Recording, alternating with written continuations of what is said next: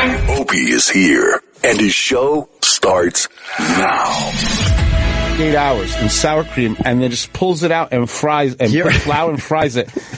You're just the worst. I can't turn mics on around you. You're just babbling. It's so good, though. I'm sorry.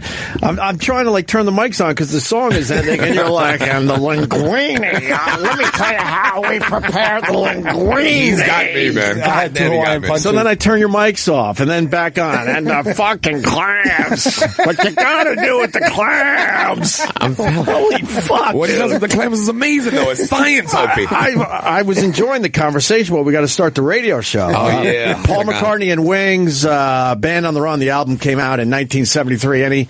Any Wings fans among us? Oh, I love Hot Wings, man.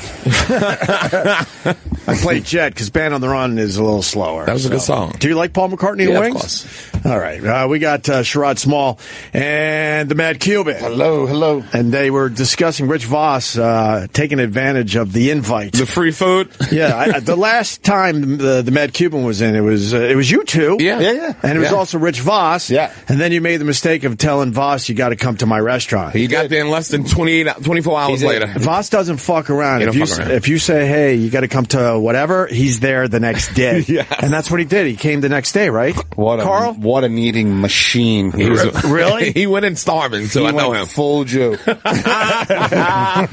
I saw He wrapped food in his yarmulke and left. I saw the table. I mean, how There many it is. entrees? Jesus. How many entrees did you put out for him? I gave him the best stuff that we can do. I wanted him to really try. I mean, he's got a great palate, and his wife, Bonnie, yes, is great. she's so nice. I don't know what You said that you think she hates him. I didn't get a great feeling. You had a feeling that Bonnie doesn't like Rich? I go to a lot of tables.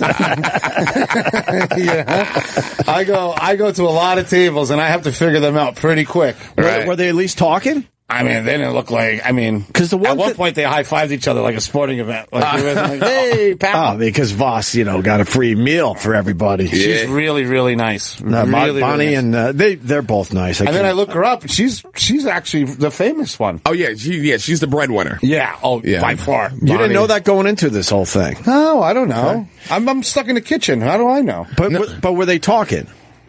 I asked that. You know what? In all fairness, they had none of, because I was hovering over the table the whole time. Yeah, I heard it was packed in there too. You son of a bitch. It's a busy little restaurant. Yeah, he doesn't have a lot of tables, and he's got fame on his side. Yeah.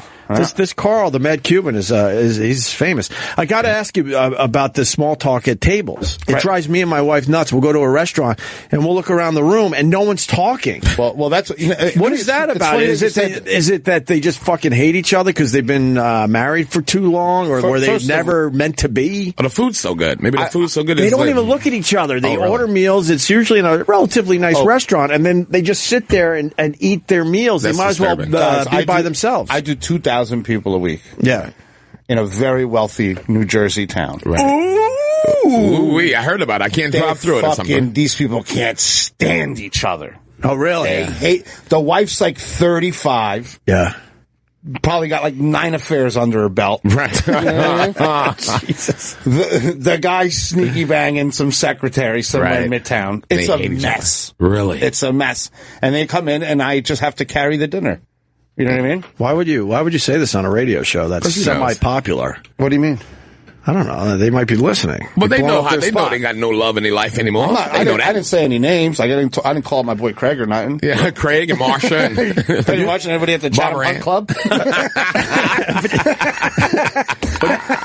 but you see a lot of these couples, they're not really communicating with each other. Never in a million years. What is that about, man? You got to see, on Thursdays in the summer. Yeah. The wives go to the shore house on Thursday. So then the guys go down after work on Friday. So they come to the restaurant by themselves. Yeah. Fucking happiest fucking people. They're fucking wearing all their best golf gear. You know what I mean? Like $300 worth of FootJoy fucking wind fleeces. Oh, give me 3 meatballs, Carl. Fucking Jiminy Crickets. Oh, Jesus. Wow, this is great. And now they're chatting up a storm, right? Yeah, they're all fucking looking at each other. Trump.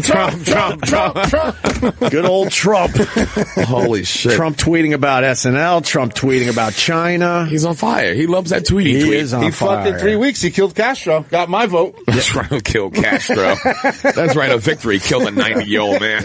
I tweeted an article that Piers Morgan did on Trump and his tweeting. And basically, he's one of these guys going, Trump should never stop tweeting. It's what got him to where he is today. Trump said until the media, covers him in the right way, he's going to keep tweeting. Well, they'll never cover him in the right way. We know that. No, what's the right way? Everything he wants to say? No, Twitter's what's Sherrod, the New York Times has 680,000 people that subscribe or whatever, right? He's got how many million on Twitter? 16 million on Twitter and just as much on Facebook. Rinky dink. That's like a want ad for him. It's like pigeon. It's like tying a note to a pigeon's leg. It's like, what do you want to go on Craigslist and say what you're going to say?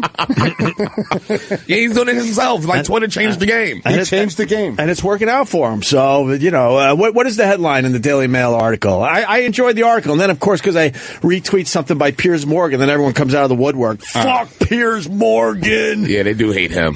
Because of the gun thing, mostly. What's that dumb accent? I actually enjoyed Piers Morgan. He's a little bandwagony, though. Beat it with that dumb accent, you redcoat. We don't need your advice. You didn't like him? I don't like any British dude over here telling us what to do. Well, that's how we got into this whole fucking thing. I bet he's a Cowboy fan now, too. Well, you got Trevor Noah doing the same thing. He's telling us what to do. I agree. Go back to South Africa, man. All right. Tired of these foreigners coming over here taking our jobs. That's it. I enjoyed watching Trevor, Piers Morgan on CNN. And then he left, and what do they got in the place? Anderson Cooper? What? I believe it's Don Lemon. Don Lemon, a good old American boy. He's just all right, though. Ever since that dumb bitch came over here talking about you are the weakest link. I'm like, what are we? Then Simon and there's a whole bunch of Brits came over here. I'm tired of it. I agree with you. Beat it. Piers would start debate and get people talking, and people would get mad. It was good TV. He did rile people up. It was good TV. I like that. CNN should hire Arsenio. Arsenio? I would watch that. It was the best show I've ever seen. Yeah. Arsenio was the best. Oh, he was great. He got billed the election. What? Oh yeah, when he played the saxophone. Yes, and then did. he brought on He's the first guy to put presidents and do what they wanted to do. He brought Farrakhan on. That was the end of that. and then he He went a little too far. They took him right off there. He was getting a little too cocky. Once you see that little bow tie show up, you better run, white devil. But yeah, you're right. Arsenio put on Clinton in more of a pop culture place. There he is. Before that, presidents really weren't doing much pop culture. Although Richard Nixon did that show, Sakatumi. Oh yeah, that's right. Bing Bang Boom. Richard Nixon was what show was the name of the show? Laughing. God, I was blacking out. So, I mean, it wasn't the first time someone did more of a pop culture thing, but in general, they didn't do that. And Laughing was tit and ass, too. Tits and ass. Goldie And the Hawn. president was on there. Yeah. Goldie Hawn was a hot bitch. Yeah. She still is hot. I'll still give it to her. Now she's rich. Huh? And now she's rich, too. What's wrong with your voice, Sherrod? I got, I was out doing shows all weekend, running in and out of clubs. Running in. And now my voice is shot, nigga. Were you sick all weekend? Not really sick, but I got a sore throat and my neck was hurting, but. Right. Well, I got a little something too, so maybe you got me sick or I got you sick. I think you got me sick. I got a little lower gut fucking problem. The white man with his fucking blankets. I took a blanket from Opie and had smallpox on it. I trusted him. You want to see what I look like on Saturday morning? Yeah. I can't even believe I'm here today. Oh! Holy shit. I don't even know if I want to fucking Instagram that one. What? Wow, you're not even going to make fun of me. You That's feel like that a bad. Money, Like a you look post-mortem dead picture, in that right? fucking picture. That's your Elvis picture. What? I woke up with both eyes pretty much shut, closed. What was it reaction I from? don't know, man. I don't know. better I'm an find allergic out. boy. Holy shit. And there's my daughter putting an ice pop on one of the eyes. She thought maybe if she put a little ice on it, I would be back to normal in a few minutes. I'm like, no, this one's going to take a little time. Yeah, I don't even want to tweet the picture out. It's so bad. That was Saturday morning? Don't tweet it out. Saturday morning. So Friday, did you feel sick? Friday, I didn't feel right. I walked home with Vic Henley and Florentine. We were feeling it, so we walked a little bit. And then I was like, man, I don't feel right. And then I went home, and then right before I went to bed, I just started itching my right eye just a little bit. That's it. And I was like, Yeah, poop on that finger. He did. well, I think it's leftover dog hair from going to my brother's house. You allergic to dogs? Really allergic to dogs. Dander? And I'm more allergic to cats, and he has both. So when I go to his house, and I love his family, and it was Thanksgiving, I don't sit on anything because I'm so fucking paranoid, and I have to go outside within less than an hour because I start feeling my lungs getting really heavy. So then I got to go outside for the rest of the time. But my kids and my wife, they're not allergic to shit, so they're rolling around with kids and dogs and cats. You can't do it. And then you touch them, too. Yeah, Well, that's and what it was. then we all go home eventually, and, my wife's aware enough to wash everything, but I just think there's some dander still in the fucking house. Opie, take it from me. You get to a point in life where you just can't hang out with poor people anymore. I don't, because their houses are fucked up. You can't do it. They live like they're outside. They're animals, these people. I go to all the rich people's houses. I'm great. Yes. Little chamomile, everything's perfect. Rich people have pets, though. Jacinta cleaned everything real nice before we got there. Yeah, the pets get cleaned every day. The guest bathroom's mint. Yeah. They're so rich they don't get poor people's houses allergies are dangerous to dogs and cats. Did you Benadryl your way out of that? How did you get out of that? Bro, then I had to go down for my mother-in-law's birthday. Saturday? Yep. This motherfucker trying to kill himself. Why don't you just go to a soup kitchen and start giving food out? This is how I woke up like this Saturday morning, and then we had to get in the car a few hours later. My wife, beyond cool, she's like, "You could stay home," and I'm like, I was kind of looking forward to it. Right. And it was a really nice old place. I forgot the name of it. Somebody tweeted me because they saw me there. I don't know if they saw me like this. And then we were going to Storybook Land for the kids, and the Santa and the lights and the You did all that? What the fuck? Go to the Four Seasons. So I go, look, we're going to stay down there. So let me at least drive down. And then if I'm really bad, I'll just stay in the hotel. But at least I'm sort of in the area and I can help out a little bit. Because it's a nightmare to go on the road with two kids. Yeah, by yourself. And then I popped some Allegra D, some eye drops, prescription eye drops, some kind of like Beano stuff for my stomach. Because according to Dr. Steve, he says it's the foam from the beans. What? When you get to the lower gas pain. Oh, that's what. Sometimes it's gas, and you could pass it easy. Sometimes he says it's foam, and you can't get that shit out of your gut quickly. So it takes a little more time. That's why you need an antacid. And then the asshole goes, "You're too rich to be eating beans." What the fuck does that mean? That's what I'm telling you. I love beans. You can't go to poor people's houses anymore. I canceled all my poor friends a couple years ago. I feel great.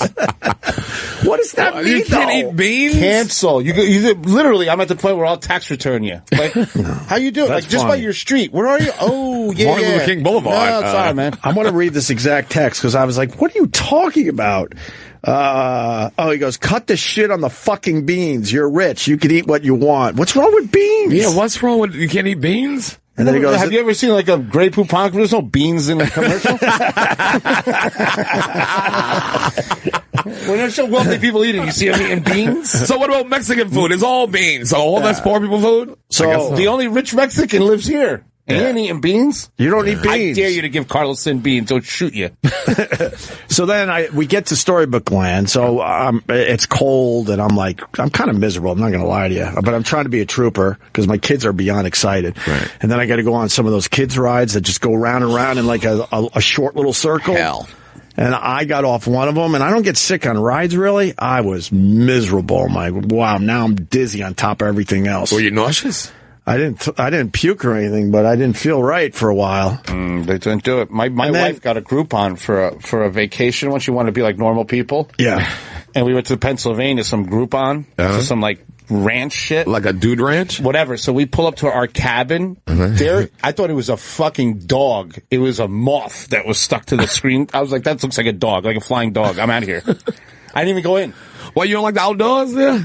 No. Why? You don't like it's fucking dangerous. You don't like big bugs? No, I don't like big bugs. You don't like going into Cuban. I was Cuban. What do you mean you was Cuban? 300,000 ago. You gave it up? No way. Fuck that. You walked it off? So what do you tell people you're Italian now? No, I tell them I'm Jewish. It's easier. I can see that. Mazel. I'm a big fan of one of those like cabins or motels on the side of the road where there's only one door. Yeah. And you open that door, and then you turn on the lights, and you see all the big motherfucking bugs in the corner. That's murder. And then Murder town. And then you squash as many as you can. You go to bed and hope you don't wake up with a bug bite. Well, that's why you look all fucked up. Brings back memories, because that's all we could afford when we were growing up. Yeah, the a little motel on the side of the road. Anyway, so then I made it to dinner, And then they had other shit, like go to the bar and all this stuff. And I popped Benadryl because I knew as soon as I did the Benadryl, game over. Oh. And then I got ridiculously loopy. Right. Because I wasn't eating much. And then, but then it cleared up the face quickly. But I couldn't take the Benadryl until I knew everyone was settled you for were the out in night. the world with your face looking like that? I thought you took the Benadryl from before you left the house. And then getting recognized and praying people didn't want pictures this time around. Oh, my. What? Yeah. No, that's not. Because then they post these pictures and go, well, what the fuck? He's dying. He's dying. This is how I was looking a little later in the day. Almost. Okay, your eyes still look like little prize fighter, like, right? Yeah. Took a couple shots. But 2 days later, totally fine. Wow. With the gut, probably 90%. I bet you. But you were in your house, right? Yeah. What do you mean? No, it happened in my house. No, it happened left at a my poor house. person's house. Yeah, then he came home. You brought some poverty to your house. Yeah, airborne poverty. Airborne. Poverty's airborne. Yeah. You could smell it. My brother does all right. Come to Passaic, New Jersey, where I grew up. You could smell the poverty. Yeah, I smell it in the air. I think that and enchiladas. It was the owner of F.H.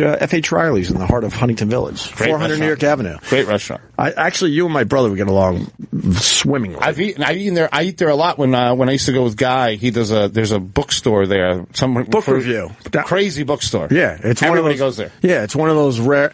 It's one of those bookstores that every single celebrity does book signings. There's only a few left that they make the circuit. My buddy lives in Huntington, rich as fuck. Mm-hmm. He removes the asbestos from schools and shit. Talk about gouge the shit out of the city. It's awesome shit. It's like $1,000 for a clipboard. It's unbelievable. I'm in love with his business. It's so bad, right? So we meet at Riley's because I'm not sitting at book signing looking at these giant women that smell like smoked salmon talking about Flavor Town. Fucking this, I'm out. Yeah. So I sit across the street and I eat there. Good hamburger. Very good. He does a very good job. Does a very good job. He's opening up a second restaurant very, very soon. Well, I wish it was another more month expensive, or two, probably. Because my buddy pays. I was like, charging $1,000. Yeah, you should talk to my brother though. It's not that expensive for what you get. The quality you get, it's really, really Tell him low. that. He's got to raise the prices. People pay. What's the name of the place? F.H. Riley's. He really nice does a great to job. Sit too. You know what's weird? He's got so many regulars that in the beginning, thanks to this show. Nice. Thanks to this show, we were able to get people in the door. Right. And then my brother's talent, kept them. And then it got to the point he doesn't need me to do any, promotion for him over there anymore because he's got so many regulars. But maybe he needs to fucking pop the prices there, Carl. There's one thing I'll tell you about the restaurant business. The people that make it sometimes will end up killing it at the end. When you get all these regulars. Right. Then they're in the restaurant business all of a sudden. They want to tell you what to do, right? They weren't there when you were asking your brother for money to open the motherfucker, right? But now they're there. So you got to fight it. You got to keep new and fresh and just the regulars will come. Right. You know what I mean? But they don't have good advice. You know why? Because you can't go talk to them at their restaurant, can you? They don't fucking got one. So you take it with a grain of salt. You take this, yeah. I just tell people all the time, I'm like, that's good. Do you do that at your restaurant? I don't have one. Finish your fucking pasta, will you? I got one inside question for you, then we can move on from other shit. Is it hard to take an item off the menu? Because when I go to like some of my favorite places and they get rid of a dish, it drives me nuts. That you love, yeah. And I don't want to order anything else. Because I go to that restaurant for that particular dish. So what that's what wealthy people freak out, right? When things are removed. Because they treat restaurants different. Poor people go to restaurants like, oh, that's all, I'll try something else. I'm just happy that I'm not at home. Right. I'm happy this place has fucking electricity. You know what I mean? But when you're wealthy, you treat it like your dining room. Like, why is the asparagus so fucking small today? I hate it here, right? So what you do is, it's stages. You take it off the menu, and then you move it to the specials board. Okay. Right? So you still have it available. Purgatory, right. Okay.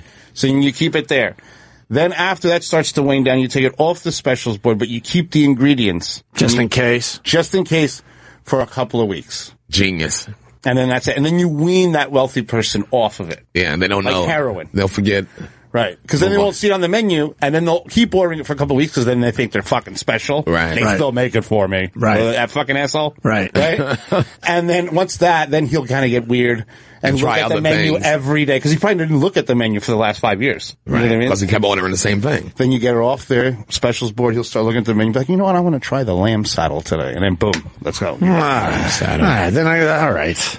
But that's the exact reaction that you get. Well, it was a nice red snapper dish in a nice red sauce. You probably could with still olives, order it. with green olives. And First of all, we're in New York. Red snapper is only seasonal here for 4.5 weeks. So the rest of the time you're eating some other shit, like some frozen ass fish, probably orange roughy.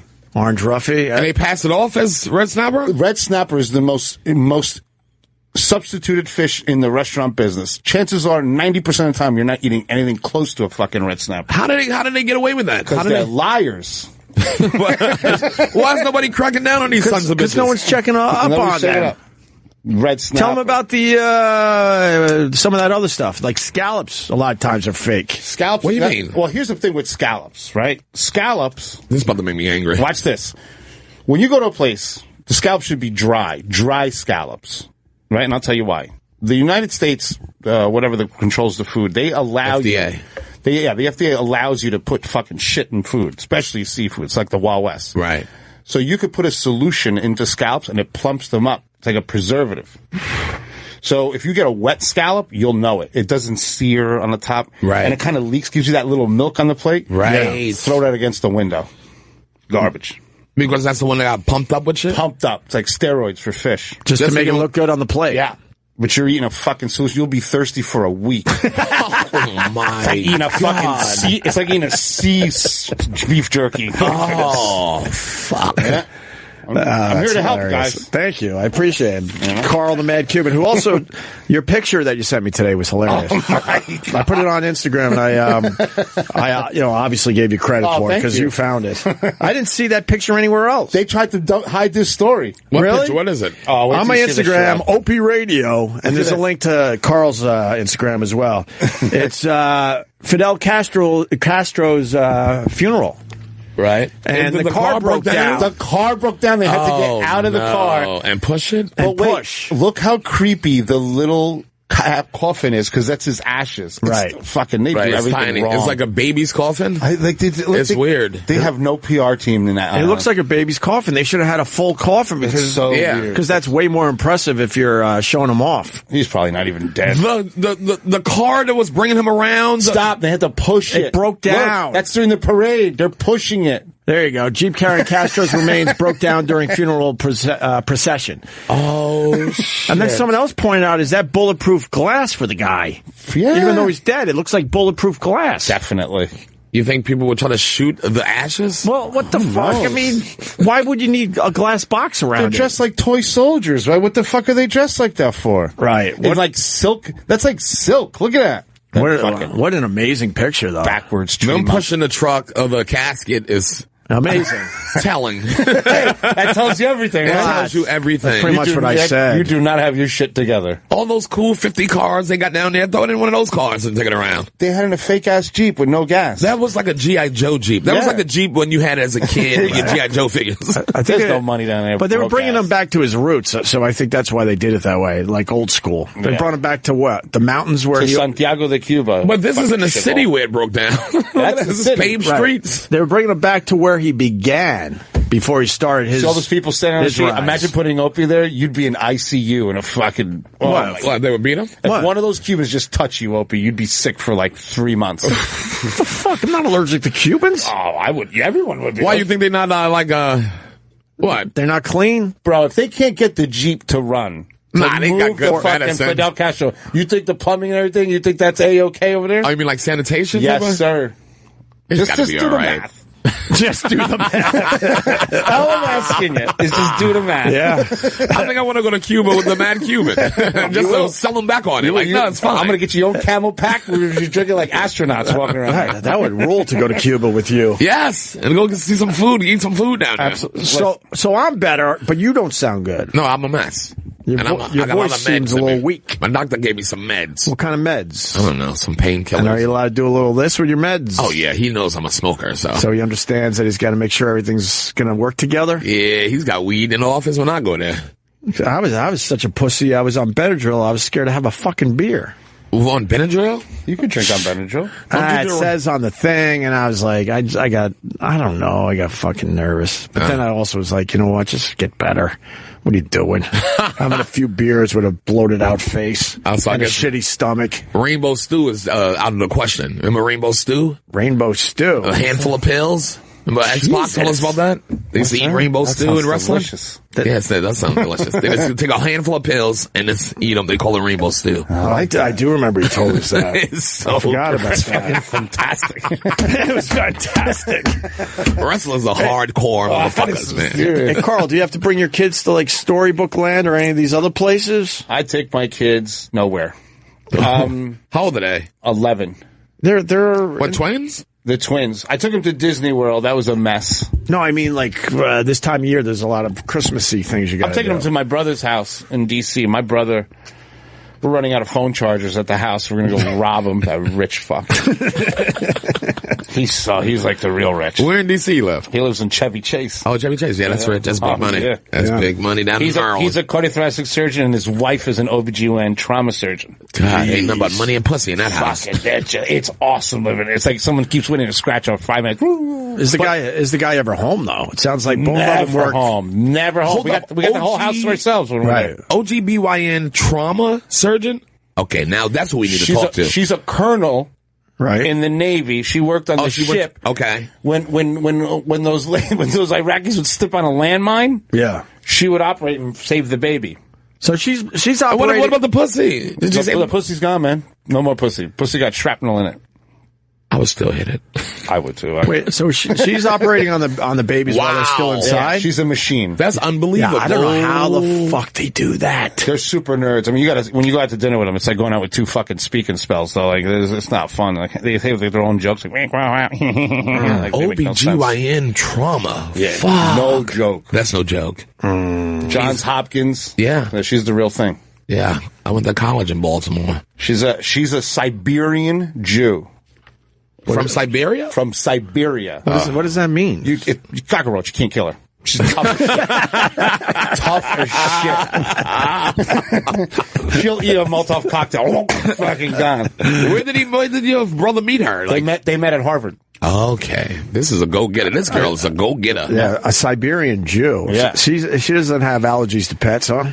She can live. You can put her in a bag of shit and she'll be perfect the next day. She'll have electricity running. There is nothing natural that can hurt her. Nothing foreign can kill her. She's like, the closest thing, like to a Cuban, she's like a superhero. Nice. Siberian Jew. Ruthless. Good for her. Yeah. Good for her, is right. Yeah, she's really nice. Really I know nice she girl. saw some messes, though. She saw his vaginas, though. Oh, my gosh. Can you imagine? How does she separate from all that tragedy? It's like she is the sweetest. She calls me for cookie recipes and shit. And right. I keep like digging like what's going on. I'm like, what's a blown up pussy look like? Yeah, that's what I want to know. I want to hear some of the stories.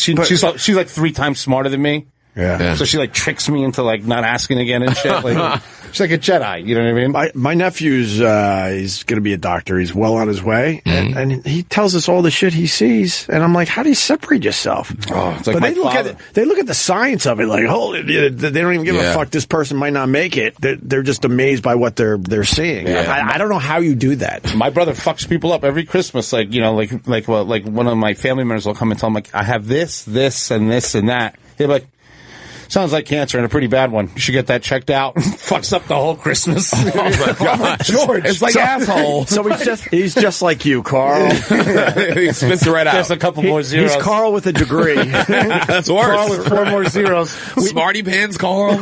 Yeah, we used to play that game on the radio show, and it was not fun after a while. Dude. We used to play What the Hell Is That? And we'd have doctors come in, and then if you had some shit going on, you would tell them, and then they would go in the corner and talk among themselves, and then they would come back pretty sure what they knew what you had pretty much. Oh, who played that game? And it all ended with a guy that had something in his mouth, and one doctor tapped out, Why? Because he was like, this is just supposed to be fun. Like, you're supposed to have just silly, dumb things wrong with you. And he saw what this guy had in his mouth, and he got my eye contact with me, excuse me, and he tapped out. He's like, I'm done. I'm out. And then the other one, and then the guy knew that the room got weird. He's like, oh, geez, just tell me what it is. Oh, shit. And who do I call? And I'm like, oh, my God, this was just supposed to be kind of fun.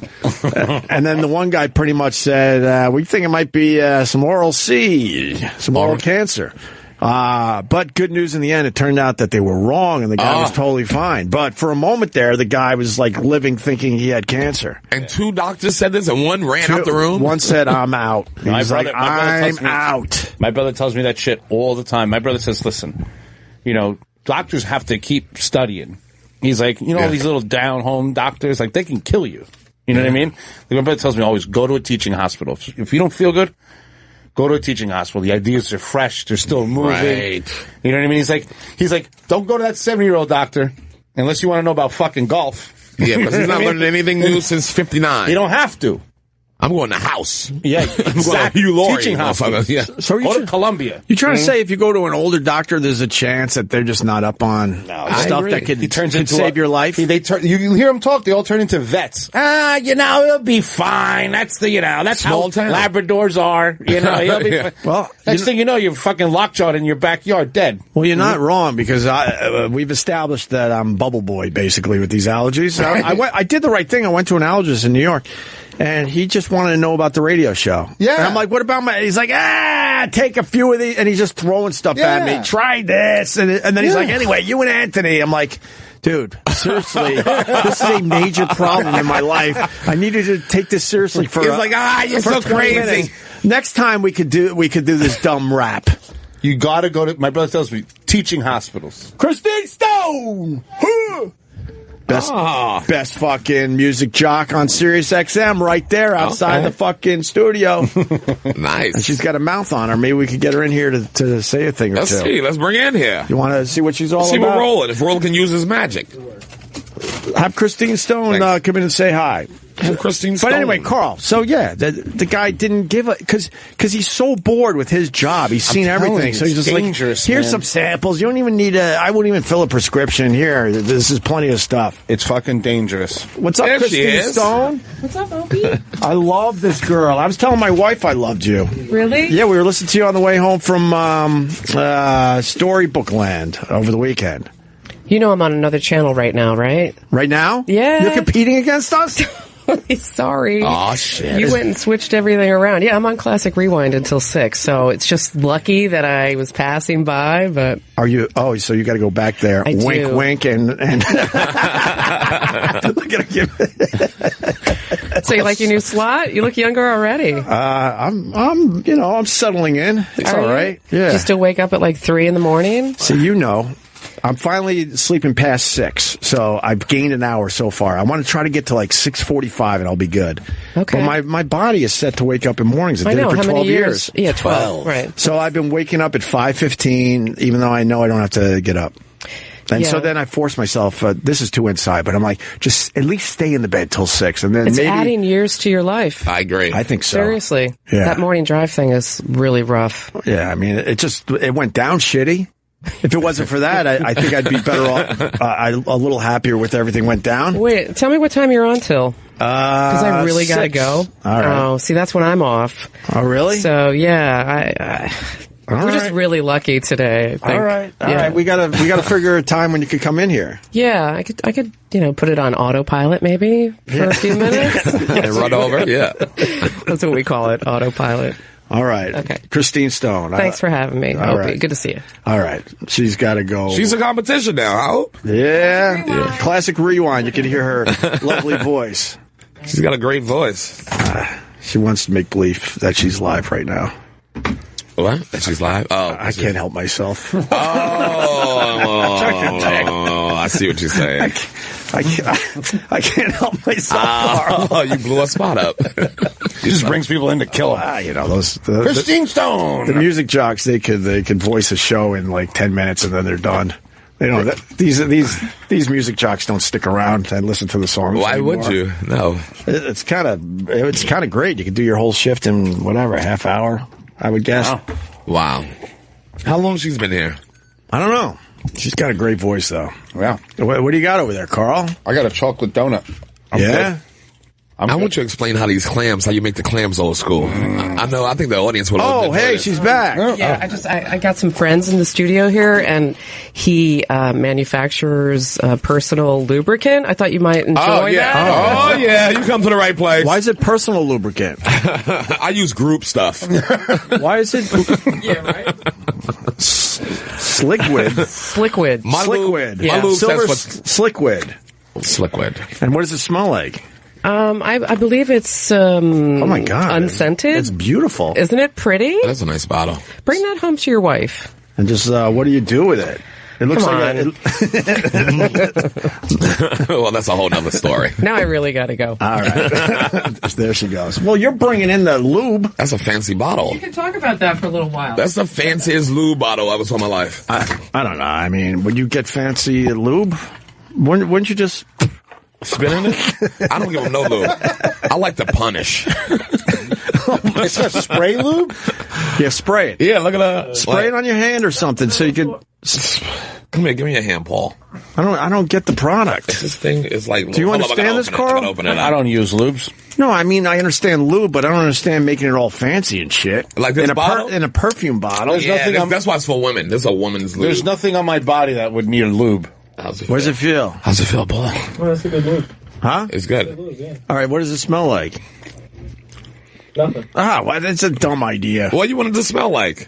Now I'm blowing. JJ? I'm blowing up her spot that she's not really live on the radio, and I'm blowing up her friend's lube.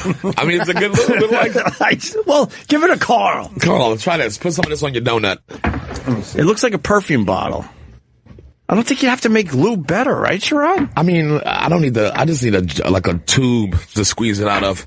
You see, but that's not going to mask. If you need it at all. That's not going to mask my odors. You want the lube to smell nice. To make everything all nice. Well, yeah, because I got some You got some odors going on, well, Carl? by the time, you know how hard I have to work to get laid? By the time I get to it, it could be hours. It was hours. I'll be hanging around waiting for you to pass out and shit. So you need some type of scented lube. Yeah. Something that smells like Big Red. Should we bring the guy in? Jesus, Carl. He needs cinnamon. Yeah. I want to talk about the clams, though. The clams, we got to talk about that. Okay. Because I think the audience want to hear this. I wanted to hear it. How you make them old school style. What kind of clams we talking? In Little a nice white wine sauce? Little necks. Not some frozen bullshit. No. We get their clams from a place in South Jersey. Right. They're just clams. Relax. They go right out of it. No. All right, relax. They're just clams. I can't relax, Opie. Tell them let him know. I can't talk like that. Relax. You're not getting special clams. You just they're not special clams. You know they're what to do clams. with the clams. Better. Why are they better? Because they're newer. Right? Seafood works on a clock. Well, you're trying to get fresh stuff. I get that. Yeah, but the idea of fresh is different. Yeah. On any tag, and this goes to anybody. It's by the law. Everybody has to know this information. Okay. There's a harvest date on any shellfish. Right. When you buy them. Even if you buy a handful, they have to give you this tag. Not it's illegal. You read on there. You try to stay under 3 days. That's the cleanest. Right? When we say the cleanest, it's the freshest. Right. But a supermarket can sell them up to 15 days. What? Is that why their stuff is never that great? Yes, sir. Because I only go to the supermarket for seafood when I'm desperate. You don't buy seafoods on sale. You don't buy condoms on sale. You don't buy motorcycle helmets on sale. Oh, I got another one. Things. Sushi. Okay, let's talk. No, I mean sushi on sale. Or two for one sushi. Double, 100% off, run. Sushi at the Port Authority. That's not good. Can I go? Probably good. You know why? Because it's busy. So when you buy seafood, okay, number one is volume, and number two is price. Because they have quick turnover on it. Right. You rather have a cheaper piece of salmon that's newer than a more expensive piece of salmon that's been sitting in a fridge for 3 fucking days. Right. That makes sense. So remember, the quality of the fish is directly correlated to time. It's the opposite of meat, right? So you can age meat 40 days. Right. Fish 40 days, you go in a fucking hospital. Lights out. Lights out. So these clams that you get is from South Jersey. There's a place. If you're a responsible restaurant, you're getting very fresh. Here's the thing. Clams and seafood. Here's the thing what people don't understand, and I tell people, I sell 100 pounds of mussels a day. I'm known for my mussels. In a red sauce? Red sauce or white sauce. 100 pounds, I only have 9 tables. I sell 100 That's pounds. unbelievable. A day? A day. That's unbelievable. You know when I was growing up, the mussels were just laying around the beach? Yeah, you don't want I those. think There's seagull shit in them and stuff. But I think you ever see seagull open a mussel? He doesn't do it right away. What is Rubs it with his feet. He fucking moves it around. Right, Don't right. do it. Anything from the ocean that you see on the beach gave the fuck up on living. You know what I mean? Like, But I'm just eat amazed. this fish on the sand. It gave up. Carl, I'm amazed that mussels became so popular because yeah. I saw them growing up. Right. And I don't remember when I was growing up that they were actually being offered in a restaurant. Mussels are incredible. I opened a restaurant in Prince Edward Island where they come from, and I learned everything about mussels. And they're probably they're a superfood. Right. You know? A lot of protein. But here's a couple things with mussels. People need to know. Number one, never put fucking ice on them. Why? What you mean? You know when you buy them? Yeah, they always put them on ice. Okay, well, they're fucking idiots. Right. Because what happens is ice has chlorine in it, right? Mm-hmm. From an ice machine, right to the tap. When the mussel feels that water, it's going to open. The chlorine's burning the fuck out of the mussel. So it starts to make a pearl. It starts to fidget inside the shell. And that's when you eat them. You're like, oh, they're sandy. It ain't fucking sand. You've been burning this thing alive in the refrigerator for fucking 3 days. Oh, so I didn't know that. So we wet newspaper with distilled water, and we keep the clams we keep the mussels like that. And then my people are like, these are the best clams in the world. I mean, the best mussels in the world because they're still holding their natural liquid. I'm not torturing to death. So that's number one. Number two. See, I wouldn't have known that. Yeah, because let me tell you something about seafood. You'll lose a customer for life when you get someone sick on shellfish, or they got that weird like baby diarrhea. Yeah. They're not coming back. I remember when your body Judah reminds you. And your body's like, don't go there. Right. I didn't like it there. Judah Freelander got like mercury poison one time from a sushi place that he loved this place. He was going there all the time. That's some bad ghetto tuna right there. And he never went back. Never went back. Your body won't let you. It's like when you smell tequila or something, you know, after you got like date rape for the And he was sick for a week. Everyone could come up with the liquor they will not touch because they had that bad night. Well, magnify that by 1,000 with shellfish. I had a French chef that hated me. Yeah. My job every day was to check if the oysters were bad or not by eating them. What's more likely to get you sick? Because I got sick of oysters like a month ago. Oysters will fucking they ruined me. I mean, I lost about 8 pounds. That was a good part of it. Oh, yeah. But I was shitting and oysters and vomiting. Oysters are worse than mussels. They'll get you sick. I think so. I think because of their size. Yeah. And remember, anything with a shell on the outside are the kidneys of the ocean. So everything that has a shell on the outside is cleaning the ocean. So the bigger the oysters. Bigger the kidney. Right on. All right. What else? No, but tell them how you cook you cook those clams. You put them in a pot all So day. I got this little pot, and it has to be the right size, right? So you put the clams in there. Oh, first of all, you got to clean clams before you eat them. Right. You know these motherfuckers that like they just throw the clams in there. You're eating dirt sauce, right? Because they have ridges on them. So, some people brush them. That's stupid, right? You're really scaring the fuck out of that clam, right? So you just have to brine them almost. So you take some peppercorns. What happens if the clam's scared? I got to What do you stop mean? you. I don't mean scared. I mean you're abusing the shell of the clam. And that affects the meat. Of course it does. Yeah. Not to a point where you would notice. You're brushing them. I mean, I'm not brushing them. Right. You know, Ricky Iglesias is brushing them. He don't give a fuck. Right. You know what I mean? He's just stick the brush right into these things, right? So you get a big pot, salted water, and ice, and peppercorns. You leave the clams in there for 24 hours, and all the dirt just comes right out of them, nice and easy. And then you have a beautiful clam. Perfect. People making lines to eat it. Same clam, just treated different. Treated different. It matters. It's ocean is another world. It's like fucking Mars. So learn it. You know what I mean? Wow. So you got to give the science. clam some TLC before you cut them in half. Don't go chasing waterfalls. I had some bad ones, man. I had some really good ones. And with clams, the whiter the people, the better the fucking clam. Like if you go to like New Hampshire, like New England, it's fucking unbelievable. Right. They have belly clams and pisser clams. I mean, they're the clam whisper. All these fucking New England is unbelievable. All the way up to Maine. Just fresh clams. The best. Now, how do you feel about like clams from like White Castle, like the fried clams? I love them. I love them too. I can't stop eating. I love them too. And if their new turkey sandwich with the cranberry sauce is unbelievable. What are you saying? They have a turkey burger with cranberry sauce. Really? Yeah, but if they're cooking up the clams, you're fine. You're what? fine. If they're cooking them up? White Castle clams are awesome. Awesome. You're burning out a lot of this shit. Their tartar sauce is on point. So on point. Now that's poor people food. That's poor shit. That's the only place I get clams. It kills Long John Silver's. Crushes it. Yes. Why is it? Because it's old school? Long John's is an embarrassment next to White Castle. And White Castle had clams for fucking 40 years. And they can't get it right. I'm telling you. I love clam. I'll go eat fried clams later. White Castle is the best. It's the best. Do you like? It's so weird. You like the raw clams? I'm good. You like the raw clams, Carl? Raw clams, I love. One of my favorite things. Too much of a Russian roulette. You know what I mean? They got to be small because if not, they're chewy. Yeah, of course. And they got to be shucked right. If the guy has a dirty knife, like doesn't clean it every time he shucks one, right, then he takes the dirt from one lip and moves it to the other. Yeah. It's all about the shucking with clams. I love. And go to a place you trust. You know, you got to go close to the water for that shit. One of the best clams, again, volume, is, believe it or not, is Nathan's in Brooklyn. Yes, I love the seafood from Nathan's Get too. a beer. And yes, I grew up on that. Clams better than in a 3-star restaurant. I agree. I grew up eating that shit. I grew up eating it. Yeah. Oh, the best seafood in Coney Island. Yeah, the best. Those fried clams too. They had the clams. Oh my god. Yeah. Oh, good God Almighty. I'm sorry. I got Sherrod Small and the Mad Cuban Carl in studio today. Before we take a break, this guy wants to ask you about the red snapper. Ryan on Long Island, go ahead. Hey, guys. Hey. Yo, Carl, my girl loves red snapper, but now you're telling me she's probably never even fucking had it.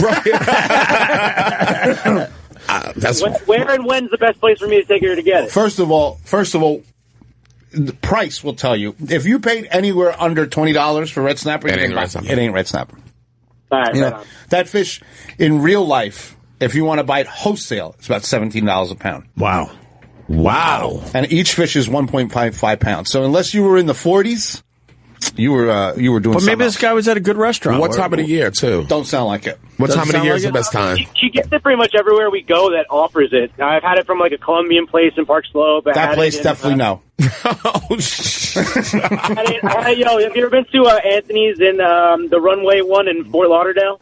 Yes, I've been to Anthony's, and that's real ass red snapper there. Yeah. Fort Lauderdale, let me tell you something. She said that was her favorite, so she probably... If you want to eat good seafood, you go to Aventura, Florida, Fort Lauderdale. Why? Because all the old Jews will watchdog your place, and they know the fucking difference. And they'll burn that restaurant down. They'll come in with the walkers with the tennis balls on them, and they'll just jam up your whole place. Yeah, you need the educated consumers, your best fucking customer. Those old Jewish New Yorkers are the best foodies in the world. I agree. They will complain. They'll do a sit-in. Nice. All right, Ryan, I got to let you go. Look. Thank you. Love the show, man. Thanks, buddy. This is turning into a Ask Carl segment. I love it. So why don't we take a break? If you got we can do it quick, I guess, if you got questions about restaurants. We should have them in here cooking. Oh, don't get me cooking this place. I cook all day. I'll make the clams right here. Oh, stop. This fucking guy. Oh, my God. How many times has he been on the show and he's eating fast food Eat a donut. and talking about how great he cooks? I want to see it in action. I was going to go to your restaurant yesterday on the way home, but still feeling like shit from the clean up first. Thing. Yeah, I'll be down there soon. All right, so if you want to ask Carl a question, the phone number's on your unit, I'm sure. Sherrod Small, what do you got, buddy? Yes, what I got? Race Wars this week. Make sure you check it out on SoundCloud and iTunes and Patreon.com/Race Wars. And I got a fucking New Year's Eve coming up for Fox. Nice. I'll be back out there in Times Square again. You got the call? Yeah. Nice. We'll see if we're going to work out the time. Dude, you made me watch Fox for hours last year. For hours. For fucking hours. But you got me away from that Cooper Griffin thing. Oh, yeah. Which was kind of funny the first year, and now it's just stupid. Oh, yeah. It was only one just year. Dumb shit. They annoy me. And then the robot, he just stinks. What robot? The guy that took over for Ryan Seacrest. The robot. He's horrendous. Yeah. So rich. We smashed some of the same girls. So rich. He's so rich. I still don't know what he did to be that I don't rich. understand it either. He works hard, though. He always got his face Work somewhere. hard doing what? This is hosting. what's his TV work talent? hard. Yeah. No, hosting. What's his talent? He can't come in here and hang with us. Well, yeah, I'll brag a little bit. I think you're right. The guy is very smooth and talks within very, very narrow lines. Yeah. Can't talk out of the box. He stinks. And he's one of millions. He's one of the producers of that Kardashian show too. Yeah. That's big fucking money for him. Was that his idea? He ain't bad. That was his idea. He came to Chris with that idea and he made the show. No shit. Well, that's money. You got to give him credit for that. That's EP money. Obviously, you got to give him credit for that shit. But I think he stinks. He stinks. He's not like... And his radio show stinks. But people love it, because all the celebrities go there all the time. They'll talk on there. But he does, like, War of the Roses, all these hack radio bits that have been proven to be fake, and he still does them, and no one gives a fuck. Yeah, it makes you angry. It drives me nuts. Yes, of course it does. Now you're in my world, Carl. Yeah, it's like fake snapper. Let me tell you about shitty radio. You can talk about shitty clans all day. I'll talk about shitty radio. Business is filled with them. Yeah. Fuck. How much money he making over? Millions. Is he on iHeart? I think he's an iHeart guy. Yeah. I think he's making at least Eric. How much is he making a year? He's clearing at least $100 million a year. He's clear for. Tell me for what? For creating the Kardashians. That you got to give him that. Every time it airs, and then he's tied into some of their other stuff too.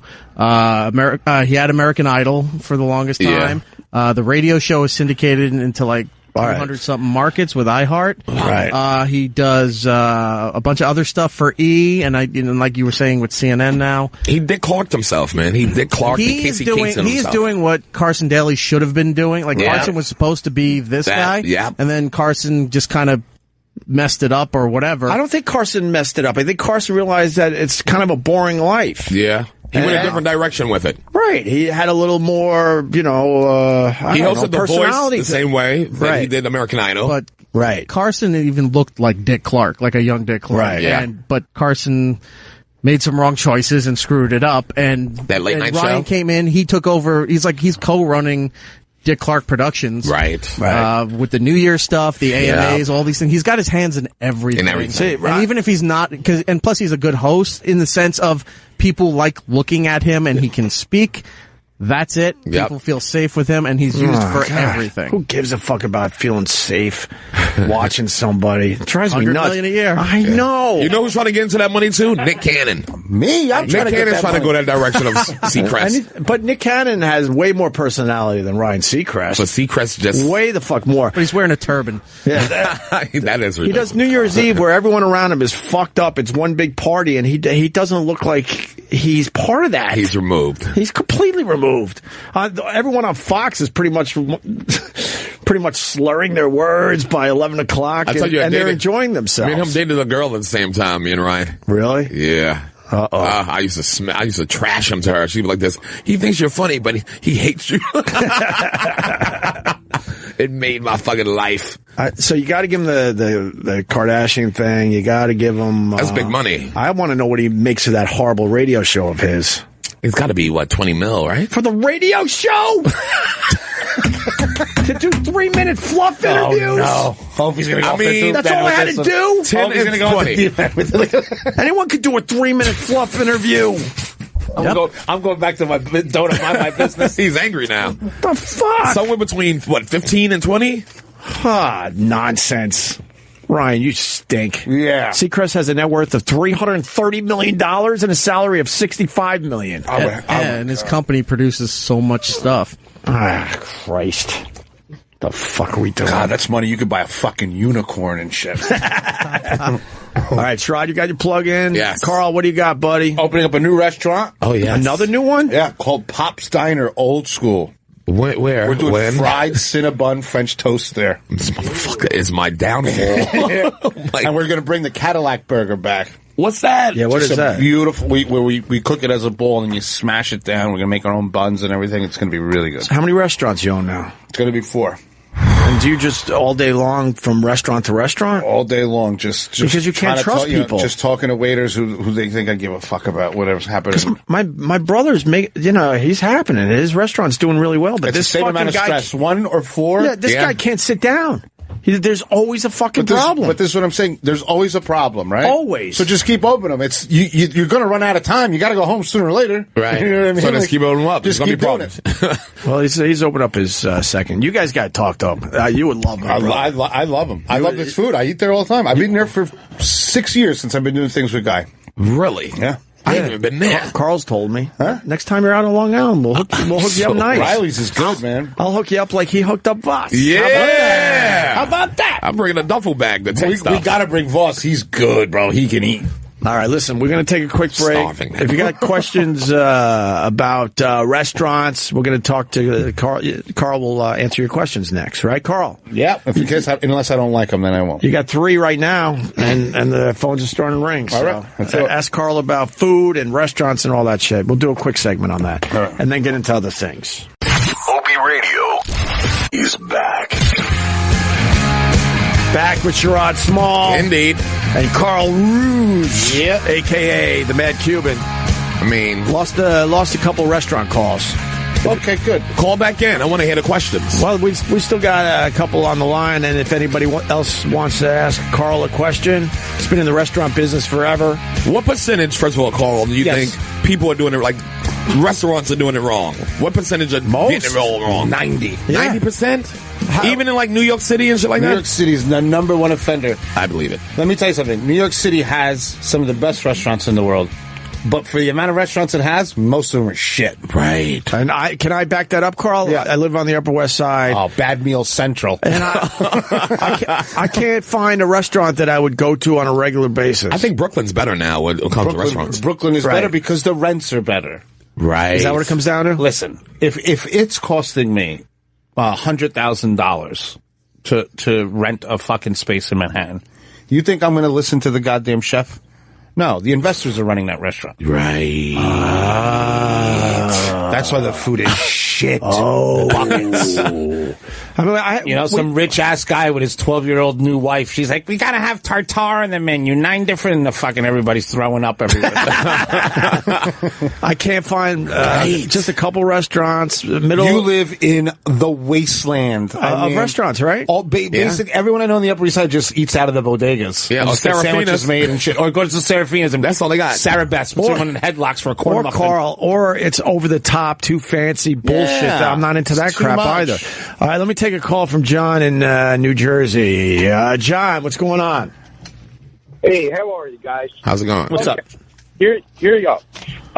This is why it's a little creepy. I personally witnessed this. Some guy walked in, I guess with his secretary or whatever, and he picked out a live lobster, and they came out with like this really fancy basket, and they put it in the basket. They weighed the lobster, and and they took the lobster into the back of the restaurant and put it into a tank directly behind the dining area, and then they went into the freezer. Land a plane, cuz. Yeah, no kidding. Then they went to the freezer and took up the lobster that they actually cooked. And dude, they took a frozen. They took a frozen one. What part of Queens were you in? It was New Jersey. Oh, Jersey. Wait, so what is he saying? When you pick a live lobster, they're not actually cooking that live lobster? I got a restaurant with a lobster tank. They took a live lobster from the dining area. Right. And they walked around into the kitchen, and then they took the live lobster, put it into a different tank that's in the kitchen. Right. It looks just like the other one, so it's still alive. Yeah, no, I understand. That's that guy. Let me tell you something, Steve. Right, Steve. John. All right, Steve. Right. The problem with this is those tanks are like $10,000, right? Okay. So you're telling me this guy spent $20,000 to save $1.25 by giving you a frozen one? Gotta be careful. He's up to something else. No. Sir, I'm an electrician, right? I was working there. I get it. Was it an old tank? Because they're a lot of money. I understand what's going on here. Obviously, this guy doesn't have enough live lobsters, so he's making believe he has live lobsters coming out the ass. So basically, you're picking your Oh, fuck, John. I'm trying to help you out. You're boring the shit out of everybody. But go ahead. I mean, you know better. Go ahead, they John. pulled the okie doke. They pulled the bait and switch. Yeah, a bait and switch. Sorry. Go ahead, Johnny. It's your show. Okay. Go ahead. I'll sit back. All he did, he took a live lobster that he paid for, and he got a frozen one. Right. He took the live lobster. Now that you said that for the third time, we get it. We know. Yes. Yeah, don't go there. So yeah, you got it was a bait and switch. The bait and switch. The okey doke. Yeah. He was running amok. Okay, that's all I wanted to say. Yeah, you gotta. What place in New Jersey? It's all good, John. No worries. It was a Portuguese restaurant. Oh, so is this something you have heard about, Carl? This is a new one for me. What I've heard them, they just take the lobster back and just let them hang out for a little while. Lobster will hang out outside of the water for a couple of days. You know what I mean? So you could just have them just cruise around in the kitchen. It'll be fine. Right. It's just a big red roach. Sea roach. So they just faking like they taking the lobster that they weighed outside. But listen, you know restaurants. You know the ones that are like this. You got to feel your gut. You know when you walk into a restaurant and everybody looks like they're related and shit, I fucking leave. Why? You don't trust that? Welcome to Rasuvia. And everybody sounds like, I'm like, you're not Italian. These are all a bunch of Albanians. I'm about to get robbed. Jesus. Like, I mean, if they're lying about who they are, what do you think they're going to do with the food, man? You know, it's just simple. Open an Albanian restaurant. It's probably delicious. Well, John just happened I'm just saying, keep it real. Yeah. John just happened to come upon this because you were doing a job in there, right, John? Yeah, I was working. I saw, like, it was disgusting because, like, you know, it was all fancy. Right. Like, oh, you know what? Let me weigh this thing on a fancy little thing. And then they go around. All pomp and circumstance. Right. So, again, I'm not going to repeat myself. No, sorry. We love you. I love you guys. I love you, John. I love you too. I'm just still pissed off at Ryan Seacrest, and I think I took it out. I think I took it out on you. $20 million over there. So please accept my apology. Thank you, John. All right, John in Thanks, Jersey. John. Let me take another one here. By the way, there's a call coming in that just wants to say, Carl, I love your restaurants. We don't. All right, but those are coming in as well. Okay. But we got a ton of people that really have some good questions about what goes on in a restaurant. John in Toronto, go ahead. Fascinating. Hey, guys, how's it going? All right, man. Toronto, one of my favorite seafood restaurants on the planet is in Toronto. Oyster Boy in Toronto. The best place to eat oysters. Really? And then my buddy John Bill. Is that a gay bar? Oyster Boy, it's awesome place. No, that's the Blue Oyster. Yeah, the Blue Pearl. And then on the other side of Toronto, my buddy John Bill, this place called Honest Weight. It's a fish market that makes food too. John Bill's the man. Yeah. In Toronto. All right, I got a comment and I got a question. First, the comments about the last caller. Fucking guy sounded like Rich Voss with Down syndrome. Fuck. Pulled my eyes out of my head. Holy fuck. Anyway, Carl, how do you tell the difference between real calamari and pig intestine? Listen. Is that a big thing, though? There's 100 ways. Number one, a pig intestine, the way it curls the opposite way of a calamari. So a calamari will curve in, a pig intestine will curl out. But that's inside baseball if they got that far. One is yellow, one is white. Pig intestines aren't white, they're yellow because they got shit running through them for fucking 10 years. Don't judge. So that's another way. And listen, if you're anywhere where you think that's a problem, because most places I know, it's harder to get fucking pig intestines than it is squid. I agree. I mean, if you're switching something that's 99 cents a pound, you're a fucking terrorist. You're not even a restaurateur. Like, you know? Is that a thing that's happening, though? Is that a thing? A lot of them are urban myths. You know what I mean? Like, there's no reason that. It's only with the super high-end stuff that you have a problem. Caviar and shit. That's where shit gets real. What do they replace it with? With cheaper caviar. American caviar. Can I ask you about bread? Oh, I love bread. All right. John, I got to let you go. Thank you. From Toronto. Thanks, guys. I was down in a restaurant. I'll say Little Italy. Oh, boy. And you don't like down there? Never ends well. Little Italy, I've had some good spots. Okay, go ahead. Is there one place you like down there? No. There is a couple. Okay. And Benito 1 and Benito 2 are the best. They're the guy divorced his wife and he opened Benito 2 right across the street. They're the best. And so Italian. Yeah. And I saw them collecting the bread that people weren't eating on the tables. Okay, here we go. Putting it back into a bigger, basket or whatever. Okay. And then when it was time to get the bread for the next table, they're repicking the bread out of the big basket. And old school places do that. Okay. Old school places do that. And there's, even in Italy, some places they take it and they make breadcrumbs out of it for when they make meatballs the next day. Oh, they take it back off the table. Yeah. Okay, I can live with that. But, Look at Opie's face. I help people. When I go to a restaurant, you know what I could do with a bread basket? When I go to a restaurant, I do a little. I'm just taking little pieces, like. Well, no, yeah, that's what I do. I'm picking a scab. When I go to a restaurant and I notice that they're doing shit like that, sometimes I vigilante the bread and I'll mangle the bread basket if I have an idea that they're doing that. So they can't use yours. Right. I'm just trying to help my boys out. I'll mangle the bread up. Yeah. Oh, my brother is texting. He wants in bad right now. I'm sure he does. My brother Brett, he's like, next time you have restaurant talk, have me in, fucker. Wait a minute. So I didn't know we were going to do this, though. So restaurants still do this to this day. They still reuse the bread from the tables. I mean, if you have, I would assume if you have a good eye, maybe you could, figure out which ones were never touched. Because other people touch your shit anyway, like people who work there. It happens. What I do at my restaurants is I put the bread in your to-go bag. Right. Oh, really? That's smart. People, I get all that shit out of their mind. They're like, I love it here. The motherfucker just gave me the bread. Right. Be proactive on it. Proactive. All right, let's take another call here. God, you got the phones lit. Kevin in Virginia, go ahead. Yeah, John from Toronto kicks ass for breaking Rich's boss's balls. I just have to say that. Agreed. We're all in agreement. And Carl, we love you on the show, brother. Thank you, man. I used to live down in Wilmington, North Carolina, and would go out on my neighbor's boat with him. Right. That guy would take oysters right out of the mud, open them up, and eat them right there, and never get sick. Well, he's probably used to it. He's got that poor person antibodies that they can eat anything. I couldn't eat that. I'd be in a fucking hospital. He took it right out the mud and ate it, like didn't clean it at all. And southern oysters are not my thing, bro. They're so big, and any warm water fish scares the fuck out of me, to be honest with you. Yeah. A lot of parasites. Like swampy type of. Right. You want cold water. You don't want something where an alligator's been shitting on your fucking oyster for 2 years. I like oysters. I just don't like opening them up. Remember, these things are they're the kidneys of the sea. So if this thing is cleaning up a muddy river, guess what it's doing? Right. All right, Kevin. Thank you, buddy. Yeah. Hi, bub.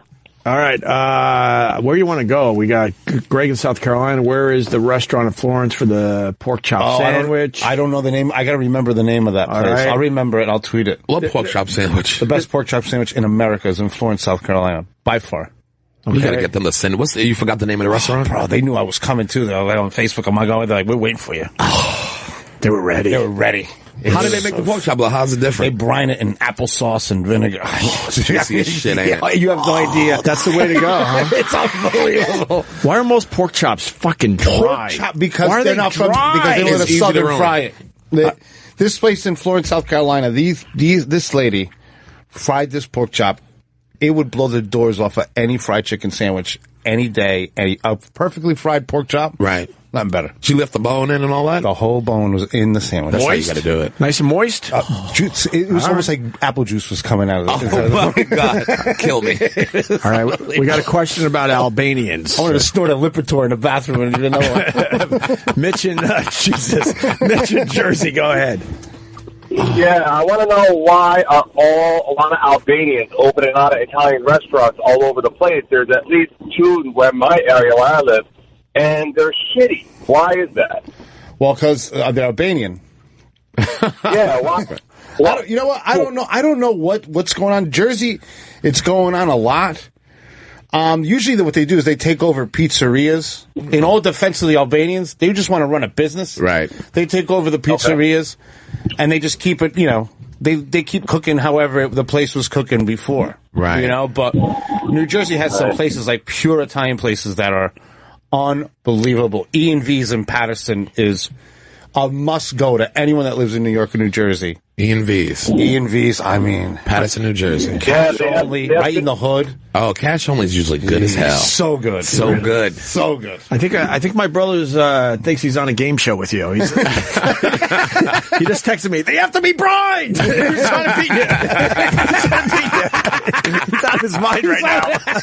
I gotta get you on with him. Oh, that'd be great. My brother's hilarious. They gotta be brined. You're damn right you gotta brind. He's out of his mind that we're doing this without him. Oh my God. Let me take two more. Wow, man. I'm so hungry. Pizza with pepperoni under the cheese. I don't know. Let's take Kyle on Long Island. Kyle, go ahead. How you doing? I've been listening to you guys since I'm in middle school. Fucking 7 years, 8 years now. Wow. She joined from BAB or so.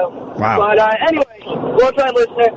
And my mom, you take her out to dinner, and she only eats flounder when it comes to seafood, but she will not eat tilapia. So she always has to ask if the flounder is actually flounder. Is there that big of a difference? Okay. Tilapia is a sea rat.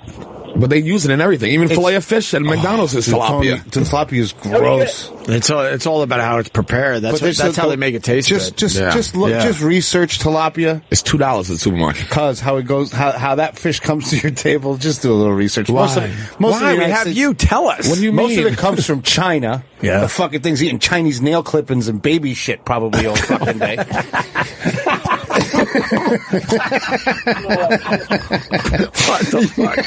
What the fuck? Just don't eat it. Just spend another $1. Get a regular, a fish without a fucking stripper name. You know what I mean? Just get a salmon or a sea bass or something. Can I? Thank you, Kyle. Wow. Let's stay on Long Island for a second. That's where I'm from. How do you cook bluefish? Okay. I fucking hate bluefish. Can you cook you it? hate the taste of it? I love fish, but bluefish I've never enjoyed. Here's the thing with bluefish. You gotta bleed it out. I've heard of that shit over the years. That's all bullshit. Okay. Bluefish, the name of it tells you what to do. Across the meat, there's a bloodline that almost looks like blue when you make the fillet. Mm-hmm. That's what the stink is, the smell is, right?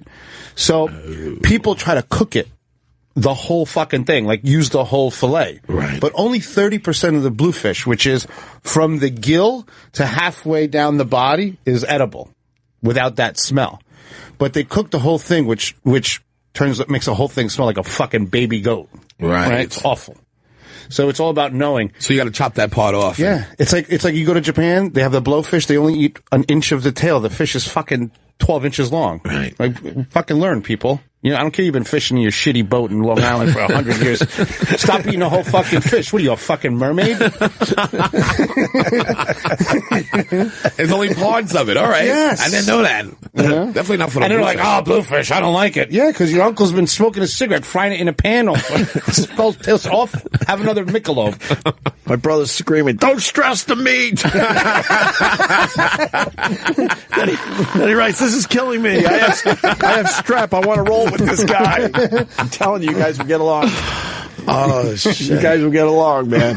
Let's see, maybe a couple more. Here's a place in Florence, South Carolina. You nailed it? Julie Bell's Restaurant. That sounds like a good southern. Yeah. Julie Bell's Restaurant. Lucas Drop in the farmer's market in Florence, South Carolina. That's a good pork chop sandwich. I mean, I can't tell you what this pork sandwich looks like. It's the food there is. They got pictures of it? Oh yeah, I'm looking at it right now. Oh yeah. God, please. Let me. While you look at that, let me go to. Look at how they. Rich in New York. Rich, go ahead. That's real Southern food. How you doing, guys? Let's go to the picture. Hey, Rich. Yeah. Yeah, just a quick story. When I was in high school, I used to be a waiter at a high-end restaurant and in Connecticut. And they used to have these things they put out on the table called relish trays. All right. With the vegetables and the bread and all that cheese, meatballs. And as soon as you got them cleared off the table, went right back in the bin, put right back out on the next table that came in. Wow. Absolutely disgusting. And I used to do it with meatballs. No, that's not good. A lot of these stories, in all defense, a lot of these old school restaurant guys are out. Yeah, they don't exist. It was old anymore. School high-end restaurant too. Yeah, these people are all out. The new people are really self-policing. Right. Remember, this is pre-internet, pre-Yelp. Right. I mean, you can serve babies. You know what I mean? And just deny it and say, I don't know, that wasn't a person. You know what I mean? Like now, it's thorough. 80% of that shit is gone because most people are coming to your restaurant. They're like little reviewers. They want to catch you doing shit like this. So who would reserve meatballs for the next table? 20 years ago, probably every fucking restaurant. Wow. Really? Yeah, restaurants used to be, like when I grew up, I used to go to restaurants like Beefsteak Charlie's. Oh, yes. Love those those. were a murder scene. Beer, wine, and sangria. Oh, yeah. But like, they were just, people would get sick left and right. You know what I mean? But it was different. Like, remember those salad bars without sneeze guards and everything? And you had some, like, little Tibetan prince fucking making pickles and putting them on. It was fucking crazy shit. I'm a fan of the salad bar. We were so trusting. Peel and eat shrimp or one of the, you can't find it anymore. I'll go into these corner stores and go right for the salad bar. I don't give a fuck, man. But look at the salad bars now. They're refrigerated food, properly. Right. They used to do them with ice, bro. Yeah, they had no refrigeration. That's right. Remember? It was like a fucking Russian roulette every day. Who was in charge back then? I think Koch. He didn't give a fuck. All right, thank you, Rich. God damn. Who was in charge? Nobody. You want more on the pork chops? Let's go to Phil in Georgia. He's saying he's an expert on pork. All right, let's do it. Phil, go ahead. Hey, you talking about the pork chops? Yes, sir. Yeah. Well, I think people are scared of pork because back in the day, you get trichinosis from undercooked pork. And, these days it's not as much of a concern with the, modern farming operations and all that. But I still think people treat pork like chicken and they think you can't have it even any pink at all, which, that's fine. But it's a fine line on cooking a pork chop between it being juicy and done and just dried out and like a piece of leather. Yeah. Because the biggest part of that chop is the loin, and there's no fat in it, or very little, other than around the edge. So, that's why when you barbecue down here, most people will cook, the Boston butt, which is actually the pork shoulder, but there's fat all in that thing, and then you can cook that as much as you want. Right. Just like anything. Now, to talk about trichinosis and stuff like that real quick. Yeah. You could pretty much eat anything raw. We have the enzymes as humans to eat almost anything. Fucking, you could eat a bird right out of the fucking sky like a crazy person if you want. You'll be fine. In jail, but fine. But here's the thing: I've seen that in Central Park a few times. What people don't realize is most food illnesses are because of modern butchery techniques, like chickens. Right? All is getting sick from raw chicken. You could eat a raw chicken if you wanted to, if it was old school. But the way is, they put an air valve into the chicken's mouth, and they blow its asshole out. That's how they process chickens quickly. Pump your brakes, brother. Pump your brakes. Oh, you didn't know that? They put an air valve in the chicken's mouth and blow the asshole out. And that's how they clean the inside of the chicken. Is the chicken alive when they do that? No. They got them already.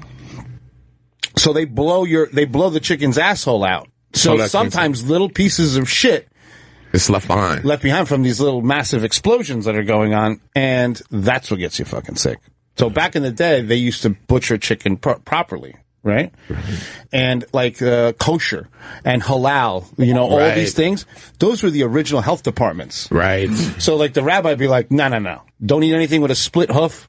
That's pork and shit. Don't eat oyster, anything with a shell on the outside. Because the health department back then said we couldn't control disease in these animals. Right. So you can't eat none of that. So it has nothing to do with God? It has nothing to do with God. It was the original health department.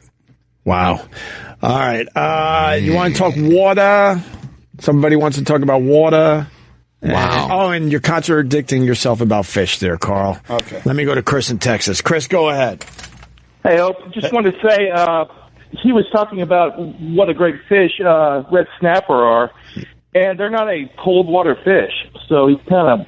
No, red snapper, I'm Cuban. I like yellow. I love red snapper, just because I grew up with it, but absolutely not. I'd rather have a halibut or something from cold water or a cod. You can't get them anymore. Why is that? Just less shit in them. What do you mean you can't get them? What do you mean you can't get cod anymore? It's overfished, really bad. So it's hard to find? Really hard, really good stuff. Yeah. I didn't Black know that. cod is Hey, really Carl? good. Yeah. Do you like saltwater speckled trout? Saltwater what? Speckled trout? Speckled trout. Speckled trout. The speckled trouts. Not a lot of experience with it. Okay. Yeah, I mean, there's some really good warm water fish. I just thought that was kind of interesting that you... As a chef, I like cold water fish. I love cold water fish just because it's more steaky. Yeah. You know what I mean? Is it thicker meat? Yeah, and like sometimes I get freaked out. Like on the West Coast, a lot of times I get some swordfish or something. If there's someone caught somewhere, fucking, I'll have a worm the size of my fucking arm I could pull out with a tweezers. In the fish? Oh my God! You never saw that, man? No. Hey, Carl, one last... You'd never eat swordfish again if you saw what you could pull out of that meat. I love swordfish. What happened, buddy? last question. What's your favorite saltwater fish? My favorite is East Coast halibut by far. It's the fucking king of fish. What a beautiful fish. It's I love a halibut. It's like a giant flounder. You know what I mean? It's just so delicious. Tony's had we have big flounder down here also. Yeah, I love. All right, man. Y'all take care. Take care, buddy.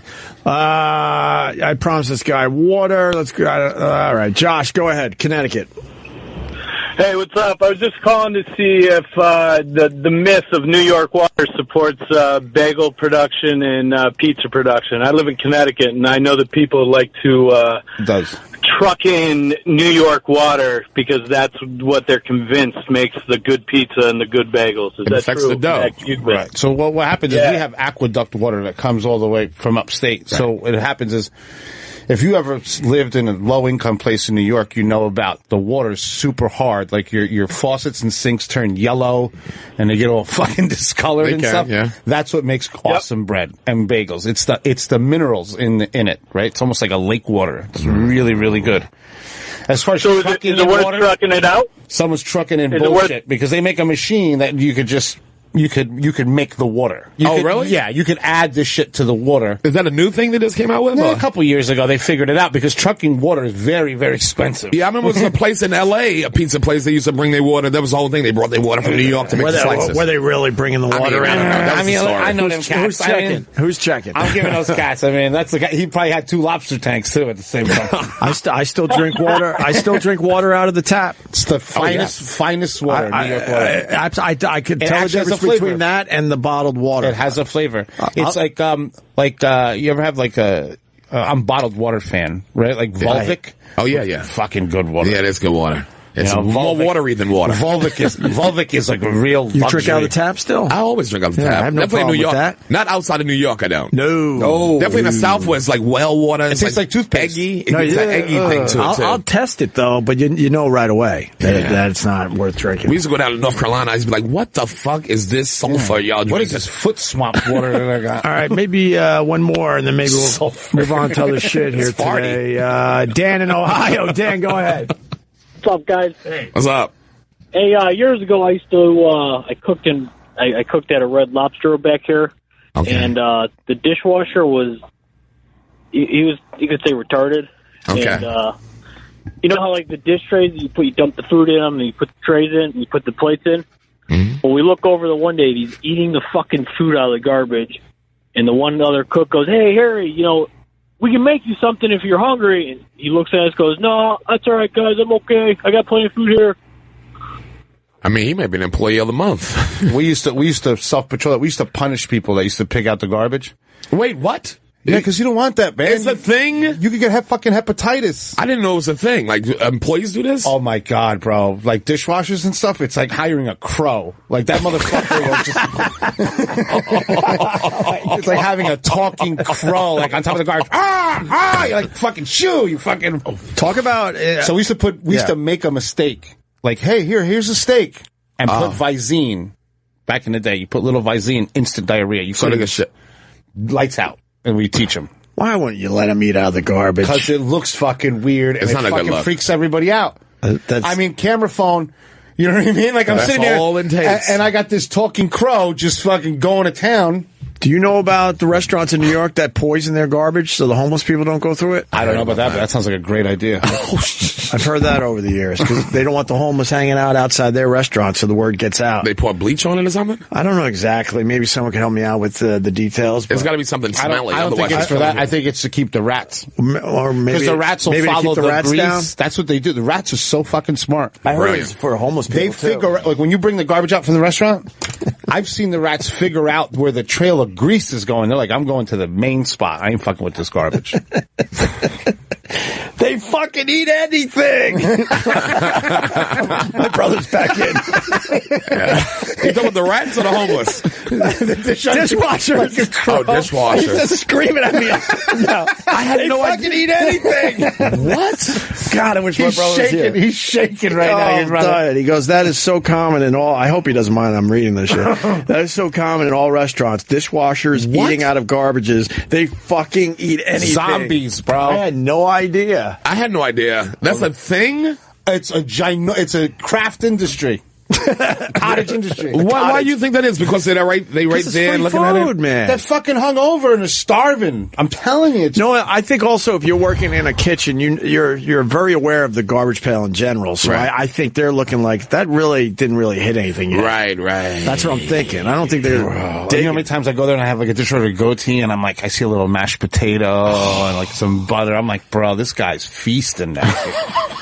Feasting. Who knew? Like a crow, bro. Aged steak. This is going well. We might as well continue for a little longer. What? Let's go to Jake in Iowa. Jake, go ahead. Hey, how's it going today, guys? Pretty good, man. Opie, I gotta say, hey, before I start, man, seriously, the afternoon. Sherrod's shaking his head. He can't. You're talking over my compliment. Oh, I'm sorry. Go ahead. I don't get many of these. Fuck you, Ryan Seacrest. Fuck you, Ryan. You couldn't make this shit up on the fly. On the fly. That's a restaurant term. You would have 3 prepared questions for whoever the fuck. Yes, but the Khloe Kardashian. Oh, Christ. Go ahead, Jake. Start with the compliment again. They're quiet now. What? Hey, that's no problem. Anytime, Obo. So what do you think is the optimum days to age a steak? Because I got to say, I work in the meat industry, and a lot of people have the conception that the steak that they're getting from a store is fresh. Oh, like a grocery store? Wait, a steak? Yeah, actually, yeah. Pretty much everything you're eating from a grocery store is aged between at least 30 days, if not 40. All right. First of all, if we're talking steak, the older the better. You don't want fresh meat. You can't even fucking eat it. It tastes like shit. Really? Yeah. I had no idea. Aged meat. The more expensive beef, the most expensive beefs in the world are aged, like 30, 40 days. Like, you know. And how do they age them? Dry? It's a dry age is the best. So you have 2. You have wet aging and dry aging. The wet aging, we call it space aging, where they put in a cryovac with some fucking enzyme. It mimics what dry aging is. Right. Dry aging is like Peter Luger's, Wolfgang's here in the city, where that you eat the steak, you're like, wow, what's that nutty, chestnutty flavor? That's fucking heaven. And what you do is so good. You put a steak in a controlled environment. It usually has to be I'm not sure the humidity or whatever. And you age it for 40, 50 days. You lose about 30 to 40% of its volume. It starts to sweat. Right. You trim off all the black mold parts, and then you cut that steak, and it's the best fucking thing you ever ate. And if you want to do it at home, there's this dude who's created this box for like $250 called a steak ager. Mm-hmm. You put it in your refrigerator, it's Bluetooth, and it'll fucking age the steak. And you can have $300 steaks for nothing. And it shows you on your phone that? Yeah. What? That's how it's, the thing's called steak ager. It's fucking awesome. I didn't hear anything after black mold. Oh, yeah. What? So what happens is the decay of the meat releases these enzymes that make meat tender. So like when you go to Luger's, the beef they have hanging downstairs, by the time you eat it, it's probably 50 days old. Wow. Yeah. And it's half the size of when it was. Wow. Fucking flavor like a motherfucker. Everything. Yes, yes, Jake. Yeah, I was just going to say, actually, I used to sell the company that actually sold 2 Lugers. I used to sell them coming from the Midwest here. The stuff that would go up there and hang up there at Hunts Point. So you guys are getting the best of the Midwest, guys. Oh, yeah, best of Midwest. Oh, I got to go to this story. Thanks, Jake. I heard Brother Weez actually talking about this one. Up there in Rochester, we got Keith, and I heard about this. Go ahead, Keith. Yeah, it was a place that I call on. I'm in food sales. So you go to all these restaurants, and some of the places, hey, do you want something to eat? You look around, you go, no, I'm good today. Dude, I walk into this place, and he's got raw chicken all over the cutting boards and the counters and stuff, and nasty, you know? Right. And then about 3 weeks later, he had the big Thanksgiving dinner. He's one of the old school proprietors you talk about, cheap bastard. He's got every nickel he ever made. Right. He was the waitress communion money. Make him take the sour cream off the table after 8 hours, and then put it back and just did a massive Thanksgiving dinner. Like 100 people got sick, and it was finally closed them down. Yeah, this was a big story. And they closed them down. There's 80 to 100 people got sick on Thanksgiving at a restaurant. And it's usually these old... Can we find that story if I got Paul around? Yeah, coming. I'll get the details. Wait, and 80 Paul, to Rochester, 80 people got sick during Thanksgiving at a restaurant. So, and that's the guy that you know. I know the chef. I sell some of my products there. I sell Italian sausage and meatballs for big Bontanini. And then my sales buddy goes, "They all got sick on sausage stuffing." I'm like, "F you, man." Fucking bust He tried to put it on him. Fucking busting balls. Very nice. This just happened this Thanksgiving. Oh, yeah, man. I now that I'm not on in mornings, I'm listening to Brother Ruiz online a lot more. And I listen to Ruiz every morning, man. He's an institution up here. You got sick at Golden Ponds, serves you right. Look at that fucking Golden Ponds. Yeah, oh, my God. What a toilet. Holy shit. I knew Carl would like that. I love it. You say toilet, you'll get Carl laughing. Oh, God. It's just one of those things. And I got a nice product. You can't screw it up. Most of the stuff's already pre-cooked. So, are you familiar with panini? What happened? No, we make our own sausage. I don't buy nothing from nothing like that. No. Okay. You all from scratch. All right, guys, thank you so much. I'm digging the afternoon show, man. I'll tell you, it's got a lot of good energy. Thanks, Keith. I appreciate that. I got good guys alongside me. The Monroe County Department of Public Health has closed the Golden Ponds Restaurant and Party House at 500 Long Pond Road in Greece. The restaurant was closed Friday after as many as 60 people reported being sick after eating at the restaurant on Thanksgiving Day. Wow. The hell they do wrong. Started getting calls about people experiencing severe diarrhea on Friday morning, while one or two calls about a given restaurant are not uncommon. When you start to get multiple calls, similar time of day, all with the same story, that pretty quickly leads up to thinking something might be going on. I'm ready to solve the crime, Opie. I know exactly. Department talked to 25 to 30 people. As many as 60 were reported being ill. That's the ones that reported it. Because I'm sure there's a lot of people saying this is an easy one. I'm not fucking telling anybody about my shit. This is. I can matlock this 2 seconds. All right. Thanksgiving. Okay. Nobody works on fucking Thanksgiving. Okay. So they made this food 3 days before. Oh, no. Can you say you think this is what happened? Allegedly. Yeah, allegedly. Because you weren't exactly there, you don't know. I'm just... Right. Allegedly, this is exactly what happened. But something was made a couple of days before, definitely. Everything. Potato salad. Everything. Left out. Everything. They had pilgrim feet. Fucking shit. By the time they got there, that place was a fucking science quiz. Those people didn't have a chance. A petri dish. Yeah. That's awful. On Thanksgiving? Jesus. Oh, crush those people. Serves them right. All right, Stay here we home. go. My brother has making people work on Thanksgiving. My brother has a real question for you, Carl. Ask him about the growth hormone epidemic for chickens and what they are doing to get them to grow quicker. And then he said some rubber chicken. Do you know what he's talking about? The hormones, you know what? Yeah. I mean, they make these chickens grow at an alarmingly quick rate. And plus births. They make them give birth at alarming. It's fucking crazy. But because we can't wait around we for consume our so much chicken. food. 22 million chickens a day? But let's weigh it out, right? Like, my kids are the first kids that eat chicken instead of beef. Like, they like chicken. Right. They don't go for a hamburger. They go for a chicken sandwich or the chicken nugget, right? In the long run, chicken's healthier than fucking meat. You know what I mean? For all intents and purposes. So, you know what? So what? The thing's got full of fucking steroids.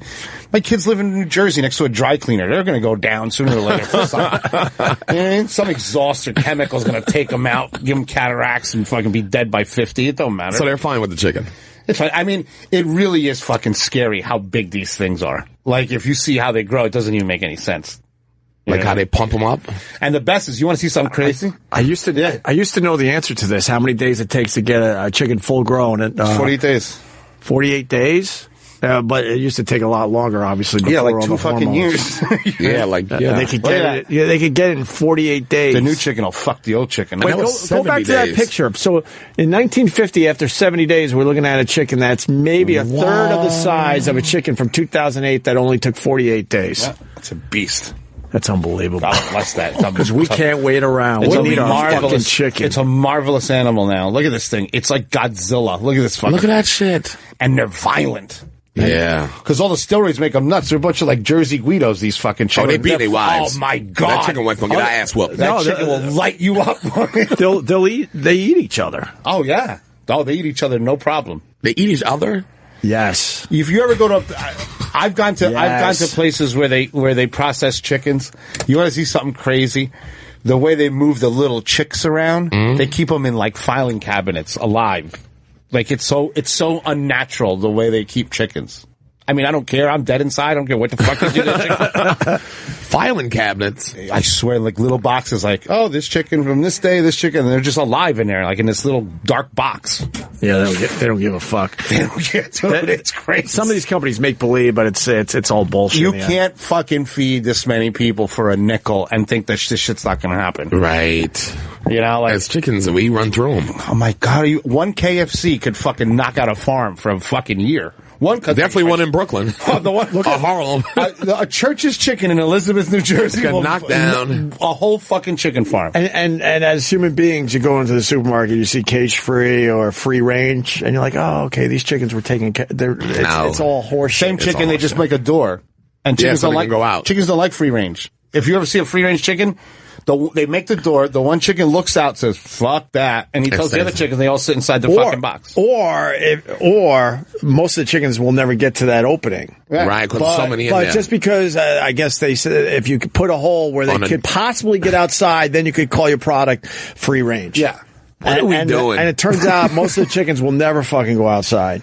The chickens like this. We had a door because we have fucking feelings. So then you're like, oh, okay, this chicken at least lived a halfway decent life. It's all lies. It's all bullshit. And cage free is bullshit beyond too. Lies. They're all just living on top of each other instead of in the cages. You got to put them in a fucking cage. You know how far a chicken will leave? A chicken will walk. You go in the country. Like I'll go to my friend's farm, and you're like 10 miles out, and there's that fucking chicken. It followed you, and it shows up 2 hours later. And the cage, and the chickens that are in the cages, they're just stacked on top of each other. So the one is shitting. Oh, they're definitely shitting. They're just shitting. You definitely want to be in the top cage, right? That's why I stay away from all those documentaries on meat. Because I'm like, you know what, dude, I'm not going to stop. I cannot watch that slaughterhouse shit anymore. I did a couple, and I understand. I like a good steak. I like my chicken. It's hard to watch. I can't watch that shit, man. I go to my buddy's. My buddy owns 2 of the last kill houses. Do they still put the bolt to the air gun to the head? Sometimes I go there when I'm having a rough day, and I just start fucking whacking chickens. Whatever. Fucking bloodbath I got going on. So you don't give a fuck? Not at all. Even and nothing. I feel nothing. I can snap a chicken's neck now. That's just the country in me. Sometimes give me the fighty one. Right. You know what I mean? I'll learn them. Yeah, I'll learn them. You like pecking people in that cage, tough guy? You're a bully. I'm a bully. Fucking chicken bully. God, that t-shirt. Chicken was like, I ain't even talking to you. Yeah, I didn't even know you were here. I can't see that far. I'm a chicken. Which way's the door?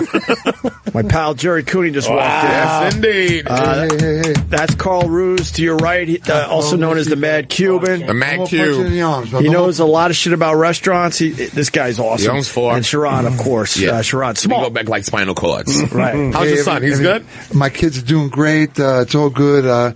And boxing is great. What a great fight we had. We got great fights coming up all year. Well, it's trying to get hot again. I got Bernard Hopkins coming in here tomorrow. Are you lying? And Oscar De La Hoya, too, right? De La Hoya. I'm so back. I'm so back. I swear to God, I'll be roaming in the hallways. I want to see. Are you kidding me? They're both coming in tomorrow. And it's really, really interesting. But those 2 guys They're got fighting each other? They fought each other. They fought each other some before. Years back. How many years ago? I don't remember. Obviously, De La Hoya moved up for Hopkins. Hopkins is middleweight. Right. And he got his bell when he got cut with a body shot and went right out. It was really interesting how that happened. The 2 big guys in boxing, and then they formed a company together. Yeah. And they've been in the business together. And what's going on with those guys? But those guys are so they're celebrated. pals and they're fighting each other? Back then, no, not probably not back then, but they decided let's get in the fight game, let's straighten it out, let's make it good. And De La Hoya's motto was let's put on the best fights until he ran into Canelo Alvarez. He was supposed to fight in the best fight, but somehow when Triple G's name came up, he said, well, we got to marinate it some more, right?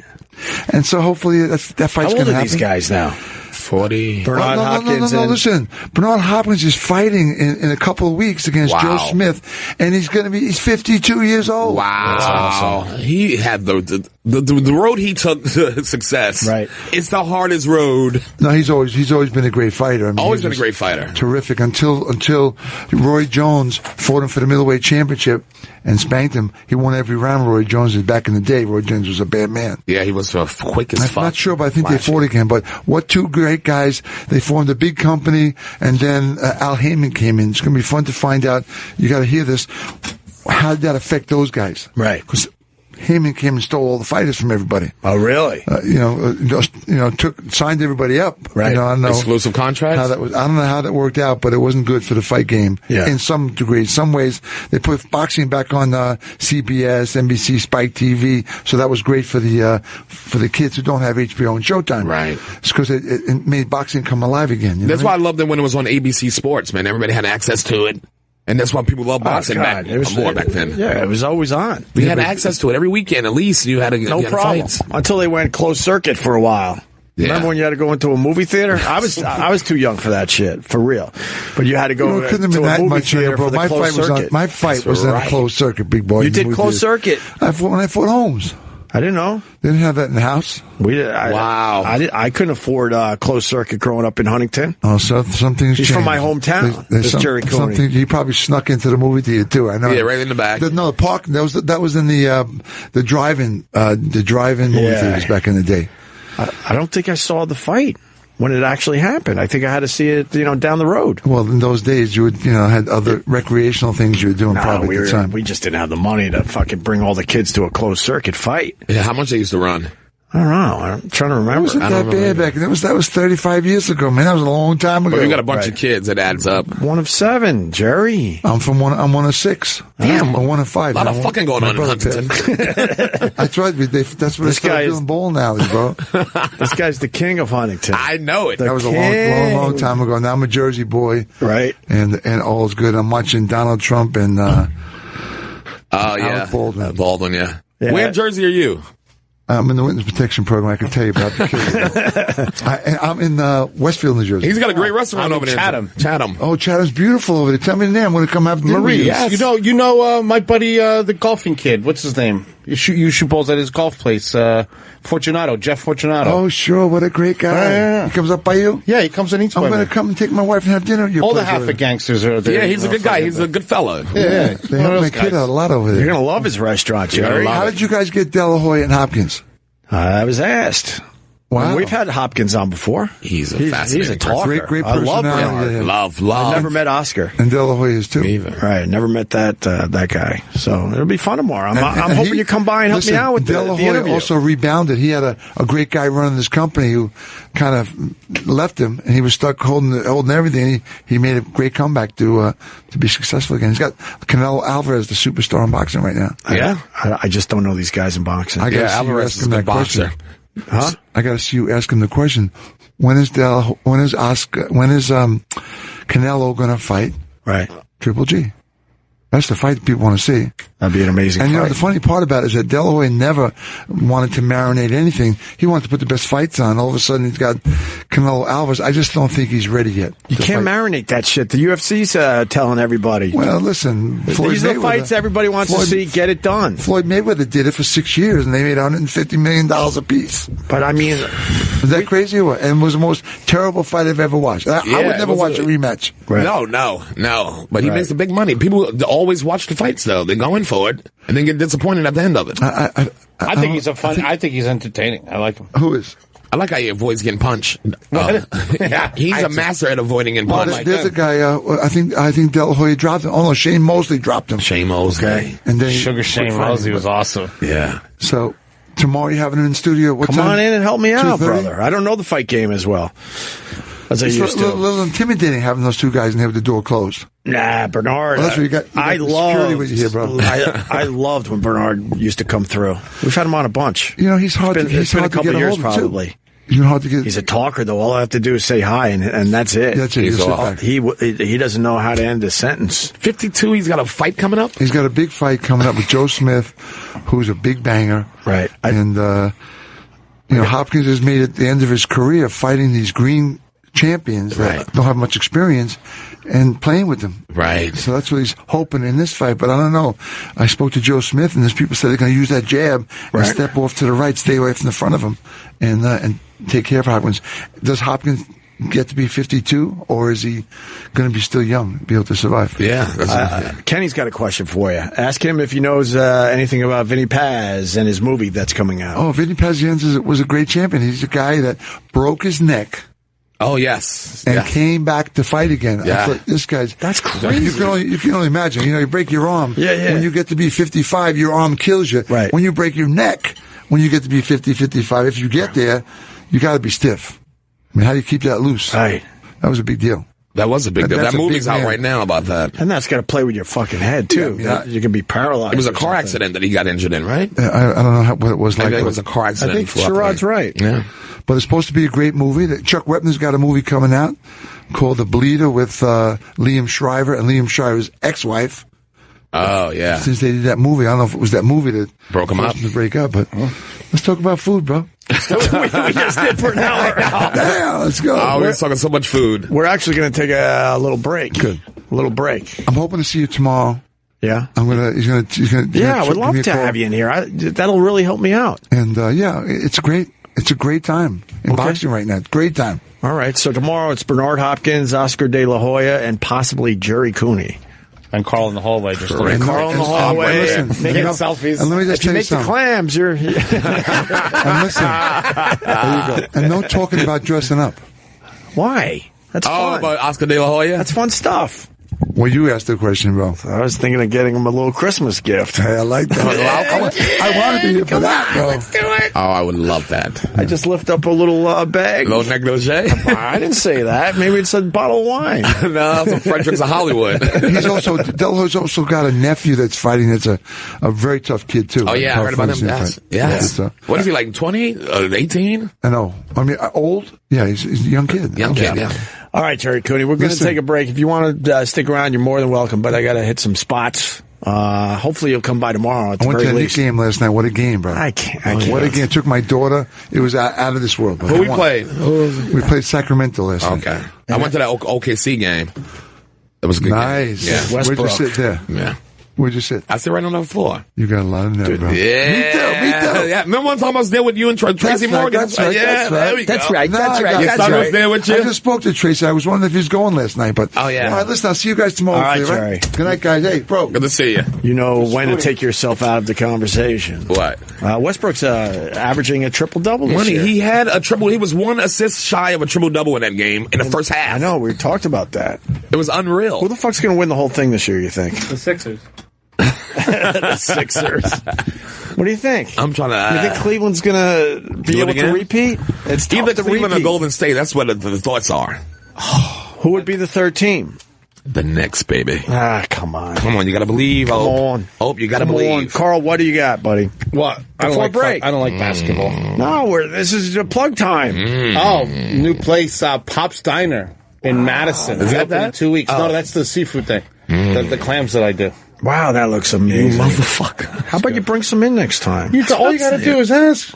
I don't want to, though. Why not? I do. I don't know. What, you think I'm going to get weird? I think it's... Who the fuck cares? That shit look All right. I'd rather eat my clams than this shitty donut Roland brought me. All right, next time, clams. How about that? So what is that in there? That's bread in there with it? I steam the bread inside the thing so the bread is nice and steamed when you open the pot. Look at Sherrod, is so happy. That's my shit right there. It's the little details that make people love the food, man. I never like it in white sauce. I think you would turn me on to clams and white sauce. This isn't white. This is a seafood broth. It's a broth. That's what I should have said. Ain't no broth. sauce in there. I always got to go red. Sherrod, what do you got? Sherrod's coming to Marie's. I'm so coming to Marie's. Race was this week, Wednesday, on SoundCloud, iTunes, and all that shit. Nice. And then, Fox New Year's Eve. All right. I think we've got to talk about the kangaroo video next. My favorite video of all. I don't even know what it is. Far. You haven't seen the kangaroo vid? This dude knocks his fucking... Wait. All right. Kangaroos are assholes, too, by the way. Don't even tell him what the video is about. You got to see this He fucking gets thing. his due. That's all I'm saying. The kangaroo does? Yes. Good. You think it's Kangaroo? real? You're trying to choke a dog, bro. They should be shot. The those kangaroos, I mean, they like camels. They're the camels of Australia. Yeah. They'll spit in your face and take the girl. You tell me if the video is real after the break. All right. Because some people are questioning it. They're like, it's too I want good. it to be real. I don't care. We all want it to be real. Opie Radio is back. I'm back.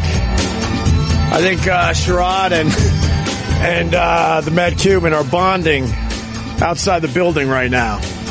What's going on, Kenny? I'm here, GH. You're always here for me, Kenny. Thank you. Actually, you were on the road last week. Yeah, I took a little sabbatical.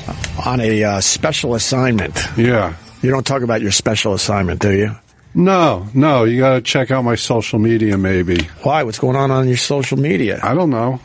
But during that last segment, you had a lot of phone calls. Yeah. And I got on the phone and wished some fans a happy holidays. You were working the phones? No, Paul would answer the phone and go, "You want to talk to Kenny?" Oh, really? Yeah. And then I would get on and I would greet the caller and wish them a happy holidays. Were they excited to hear from you? Most were, yes. I think that's like an app where you could have like a celebrity wish you a happy birthday or something. It's like a paid service. Is it a paid service? Yeah, it's some call celebrities. And what kind of celebrities you get though? I don't think you get the upper tier ones doing it. No. You get kind of like the B's or some C's. Where are we at? You don't get Obama. Stop. It says pick a celebrity. I'm going. Well, let's go to the. Wait, now I'm fascinated by this. You got Lou Ferrigno, but he's not going to be able to hear you. He's got a speech impediment. Well, yes, he does. Lou Ferrigno, what will Lou do for you? Available status. Hold on. Live calls and video greeting cards from Lou Ferrigno. Order live phone call for $19.95. Order video greeting card for $5. Why is the greeting card only $5? It's a generic? It's probably not even personalized. You're not on it. They just probably send you a video greeting saying hi. All right, who else do we got? Larry Holmes. He does live calls. Dennis Haskins from Saved by the Bell. We're looking at these celebrity phone calls. You could have a celebrity like call you. Right. It was the principal from Saved by the Bell. Saved by the Bell. How much does that cost? $19.95, mm-hmm. or a $5 video greeting card? Kenny, I'll check your social media. All right. I was going to ask you what the social media post was. I didn't need to talk about the celebrity thing. No, it's all good. What video do you want people to check out? No, it's okay. What?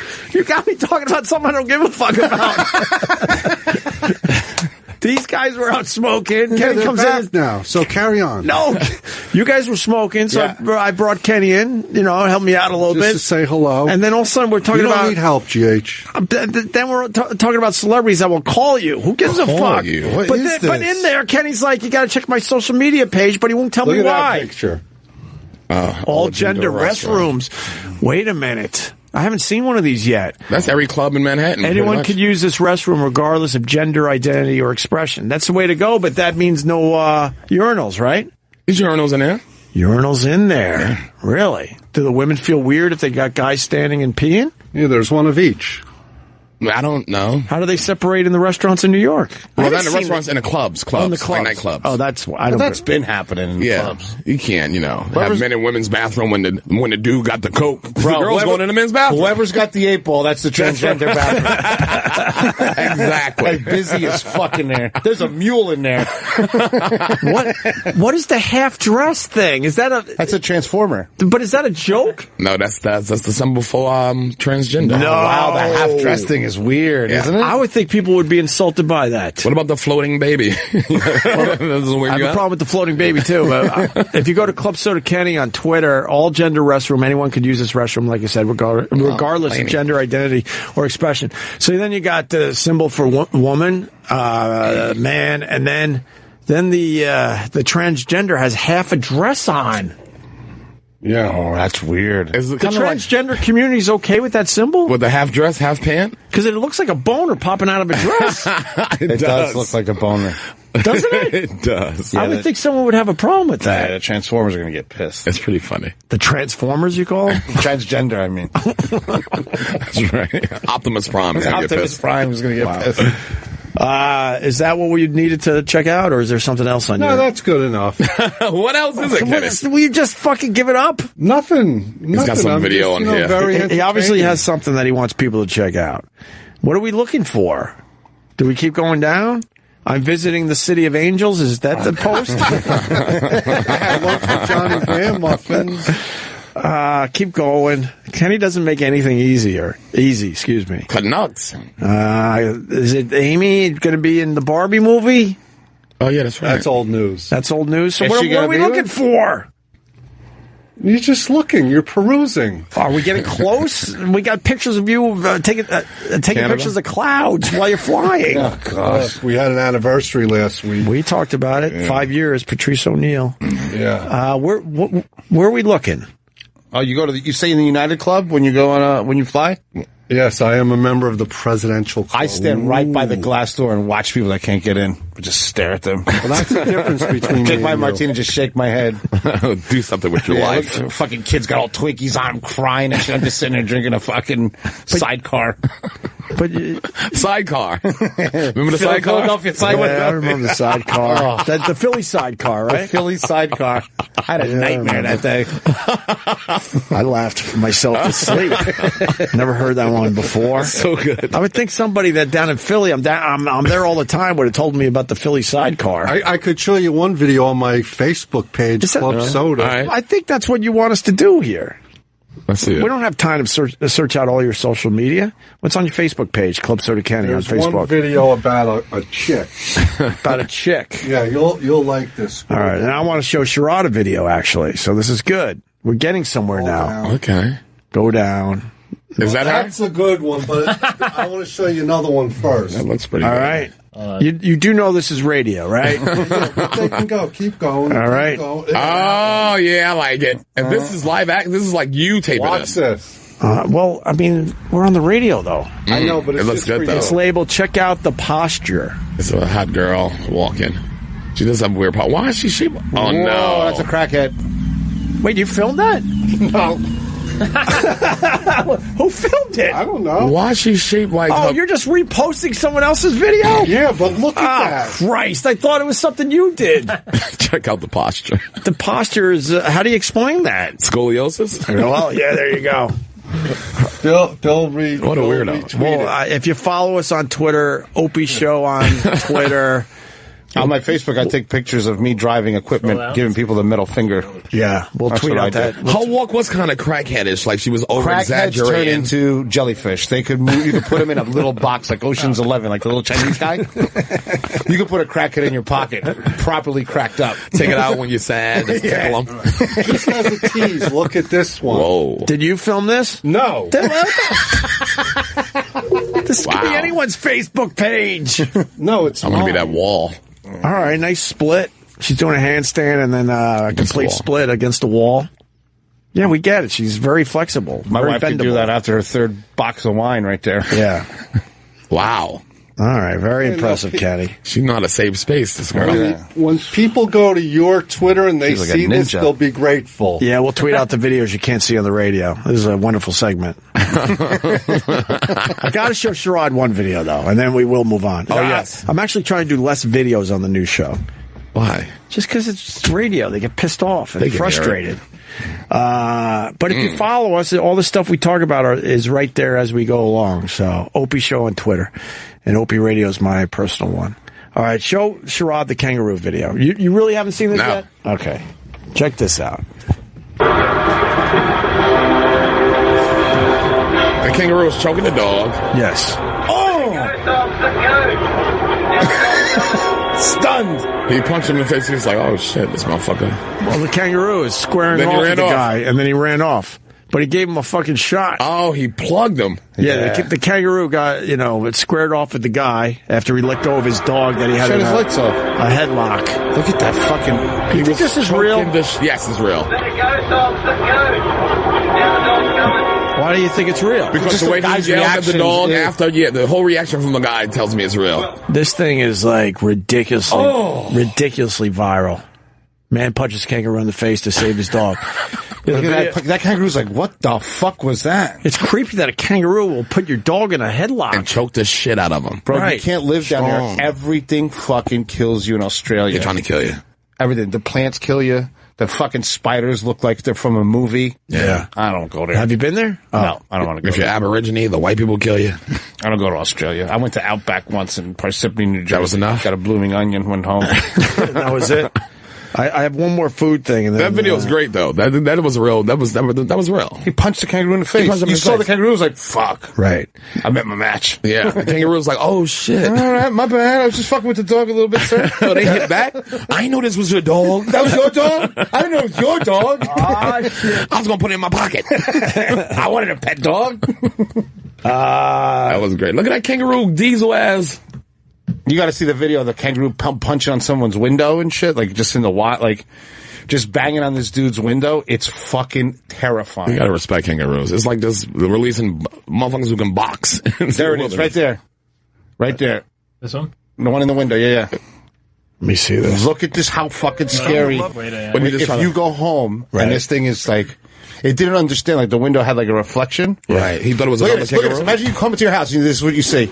Look at this fucking, it's terrifying. It looks, look at this. It looks part human. Yeah. It's got a paw up against the window. Don't you scratch my window. Look at this. Watch this thing. All right, we're watching. Oh. Now he's hitting the window to get the kangaroo to go. And now the kangaroo's getting pissed off. Oh, he's get the fuck out of here. Fuck you, I'm out. What? Look at the muscles on that thing.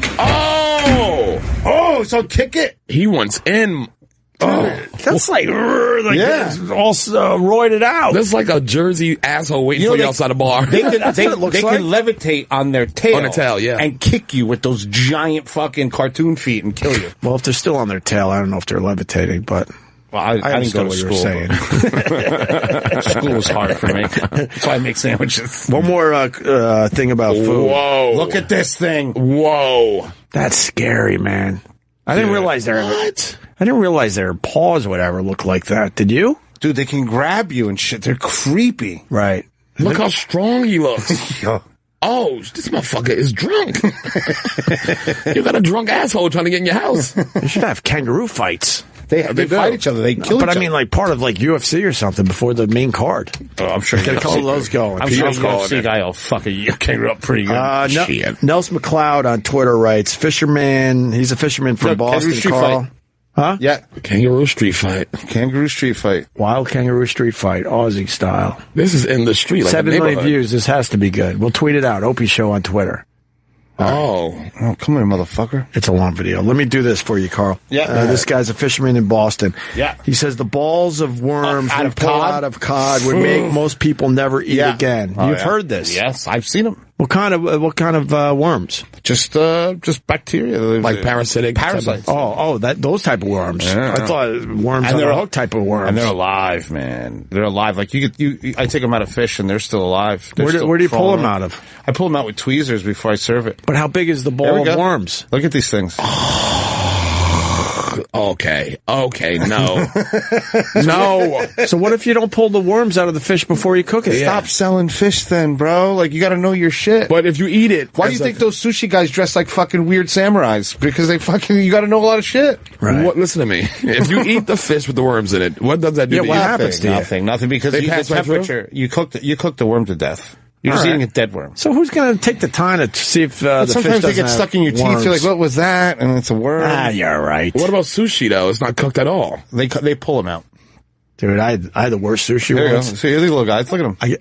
I went to a 2-for-1 sushi joint, Carl. Why don't do that, man? It was way before I had money, and I loved sushi. And I got it was like 50% off, basically. And I got instantly sick. Instantly. And then I had cats at the time. I brought the sushi home for the cats. I'm like, they might as well have it. Right. They wouldn't fucking touch it. That's when I knew. That's when I knew I was in trouble. That's when I knew I was in trouble. Yeah, the cat ain't going for it. I was sick for a few days. That's how I know if something is like legit. Like a cat, my cat, I have one good cat and then a real shitty garbage cat. Right. And he's cross-eyed and his name is Chris Cross. Long fucking story. My wife's the worst with fucking pets, but... Oh, you're gonna get along with my brother. This thing's like an alley cat. A lot of pets. Does he? He'll eat a Chips Ahoy, but he won't eat an Oreo. Like, he'll sniff, like an Oreo doesn't even smell like food to him. But a Chips Ahoy does. Just my little experiments. I put shit in front of him all the time. Right. What's wrong with the Oreos? Nothing. I'm just saying it doesn't pass the cat test. I would take an Oreo over a Chip Ahoy. But I don't think there's a lot of real shit in there. Maybe it's the chocolate that he smells on the Chips Ahoy. Maybe. I don't know what's going on. He can hit a chip, but he won't hit the Oreo. All right, here we go. Mayor de Blasio sending White House $35 million bill to cover cost of keeping Trump Tower secure. Yeah, I heard about that earlier. See you later, de Blasio. De Blasio is sending the Obama administration a $35 million bill for the cost of securing Trump Tower from the time President-elect Donald Trump won the race through January 20th, an average of over $400,000 a day. I heard it was up to $1 million a day to keep them. $500,000. Huh? $500,000. Now, is it just the cost of the government? Oh, that's his cost too. Because I know he still has his security. Oh, I'm sure he's got his own security he's paying for as well. It covers who's in charge there though, right? Like his security has to lean back, like his. How about the people that live in that building? You know, they're being treated like shit. Yeah. Oh, but you see, I'm opposite. I'm so happy. I'm in the safest building in New York. That's that's how you would think. Oh, you know. I dare you to come do something shady in my building. I triple dare you. I can't even sneak weed in there no more. Yeah, you got to stock up. Stinks. De Blasio says he expects the city to be paid back for the huge cost of providing security for the new first family. They'll pay. It will be. You think they'll pay? Yeah, of course.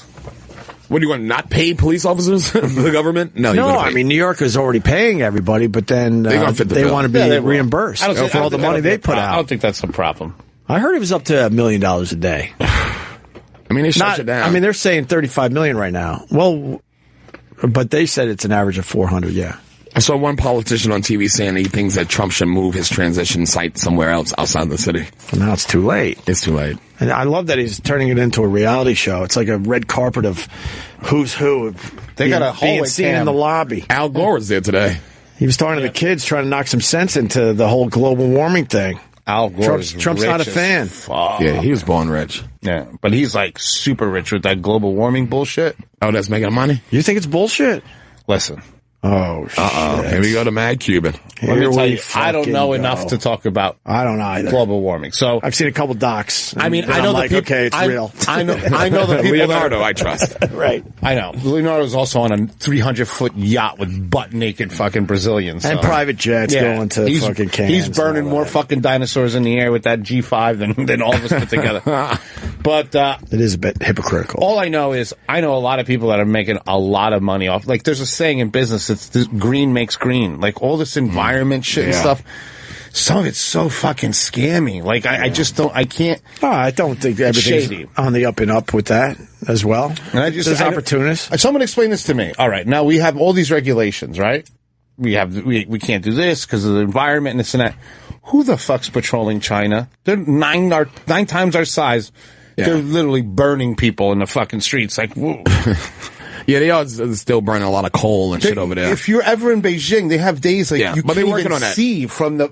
Oh yeah, they are working. They are working on that though. I saw a thing on PBS the other day when they're trying to work in eliminating the smog. They're way behind. It's the coal burn. It's because they burn so much coal still, like we used to. There's a lot of them, and they're fucking. There's no regulations. But they also leading the world in the whole way on like fucking solar power and fucking wind power. So they got big, huge farms of fucking solar power plants. But for the size of them, even how big they you don't realize how small the United States is when you put it next to China. Yeah, we're like Florida. Yeah. You know what I mean? Yeah.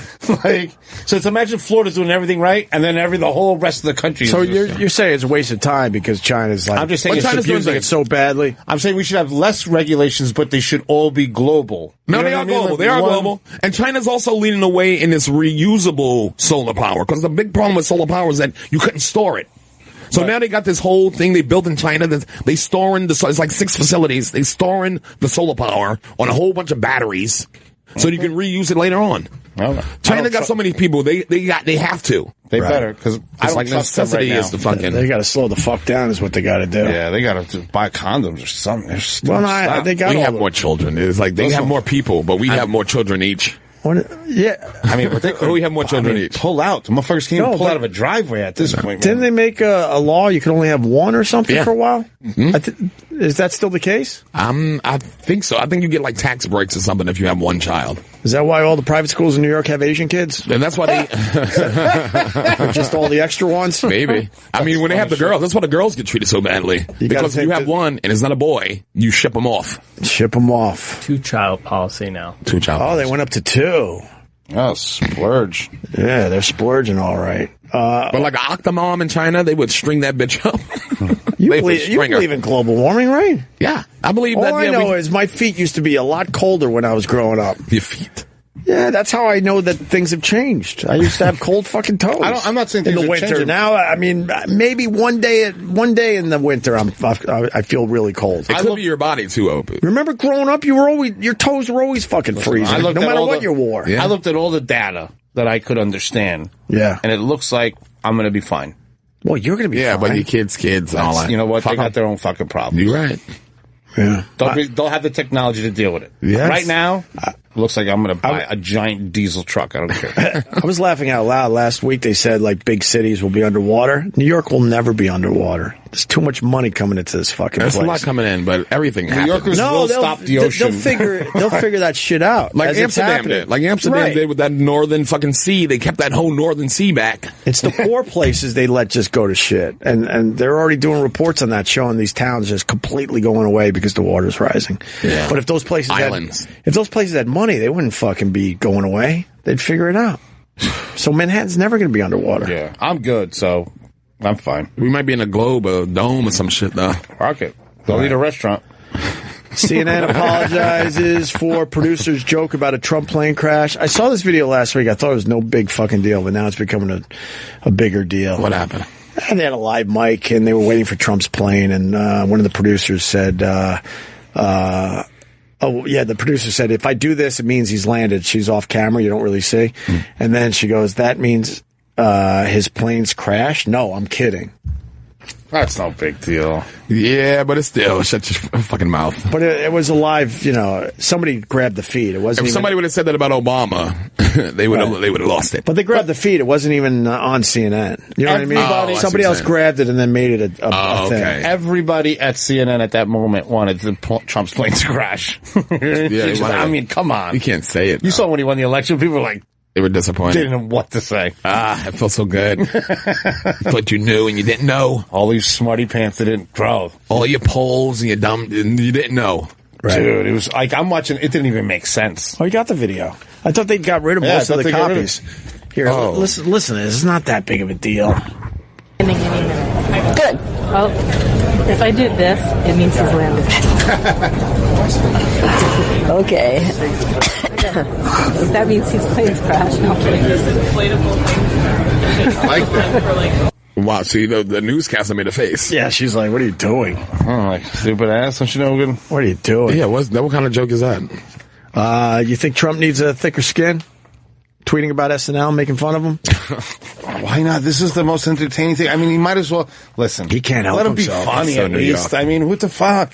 He was a host on SNL only a year ago. Right? Yeah. But he was on recently. Just tried watching Saturday Night Live, unwatchable, total biased, not funny, and the Baldwin impersonation just can't get any worse. Sad. And then Baldwin writes, because Baldwin, he'll play with you. Yeah. He goes in. He'll play. So he goes, release your tax returns and I'll stop.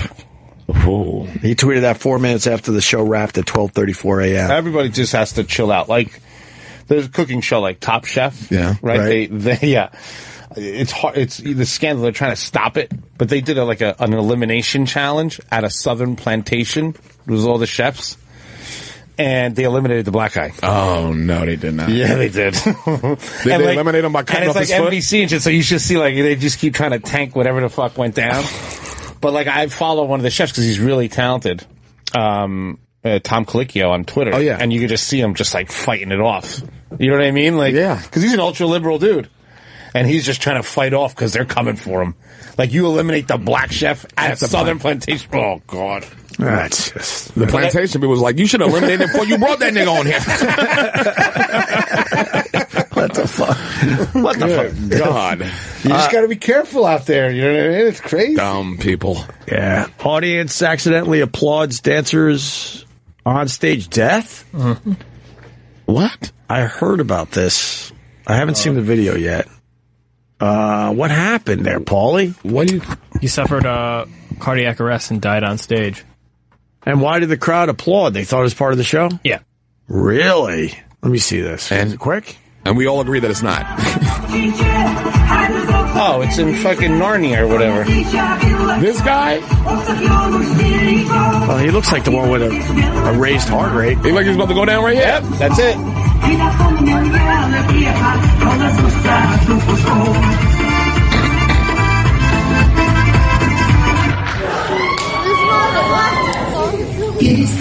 Wow. What?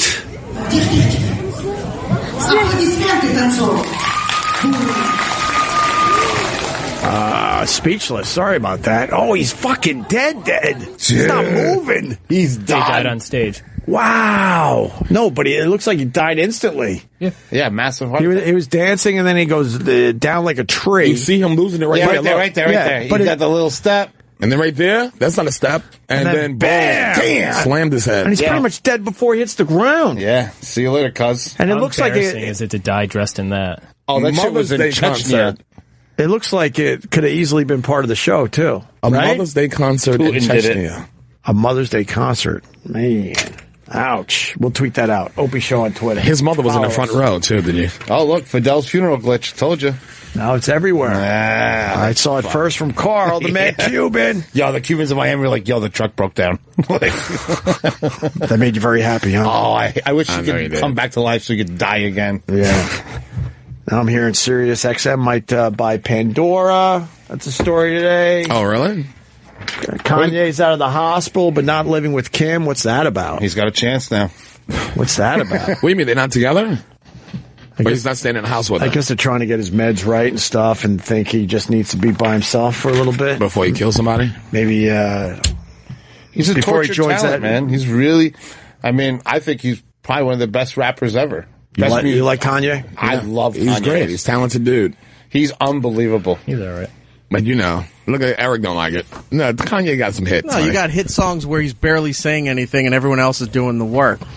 Where he's just going, okay, yeah. He makes good music. He makes good music. He makes good. He had College Dropout. He produced a lot of hits. When he did stuff. Yeah. But Eric, if you went by that limit, then Elvis should have never even been famous. He's got some songs with one fucking word. It don't matter. Yeah, white people get funny about Elvis. They get funny about Elvis, boy. Look how everybody got quiet in here. You saw that? The whole room got quiet. You're saying Kanye came up with the whole thing, and it doesn't matter if he's actually performing on that song. Because he's a producer and whatever. I mean, his beats and everything were something completely different than what everyone else was doing when it came out. He led the way. He led the way in a lot of stuff. Yeah. So he's out of the hospital, and he's living in a separate household from Kim Kardashian. Ah, lucky bastard. Are we doing Kardashian news? Yeah. We're slipping into it. Are we really? Ryan Seacrest. Kanye isn't at home with Kim and the kids. That's how Ryan got that paper. Yeah, baby. You want that 20 mil? All right, that 20 mil. Let's talk about Kim and K. We'll give it a try. Let's give it a shot. All right. Got Kardashian news, and it's going to be a feature every day. Give me that money. He is instead receiving outpatient care elsewhere with the medical team. Kim still seems concerned, but is supportive. The fuck? What do you think his deal is? His mental breakdown. But I mean, you think he's got has to take pills to keep everything under control? Yeah. His mother's like the time of the year when his mother passed and all that shit is going on. He's been traveling and touring. Listen to his lyrics, man. Jay-Z won't call him back. Listen to his lyrics. He's been telling you he's about to go crazy for years. Yeah, he gives a heads up. Thank you. He was giving you the heads up. He gives a heads up. Ozzy did the same thing. Crazy train and all. He was going crazy. Kanye's crazy for real. Family sources believe West's meltdown was caused by mistaking his medications. A source told TMZ he began taking his meds erratically following his wife's highly publicized armed robbery in Paris.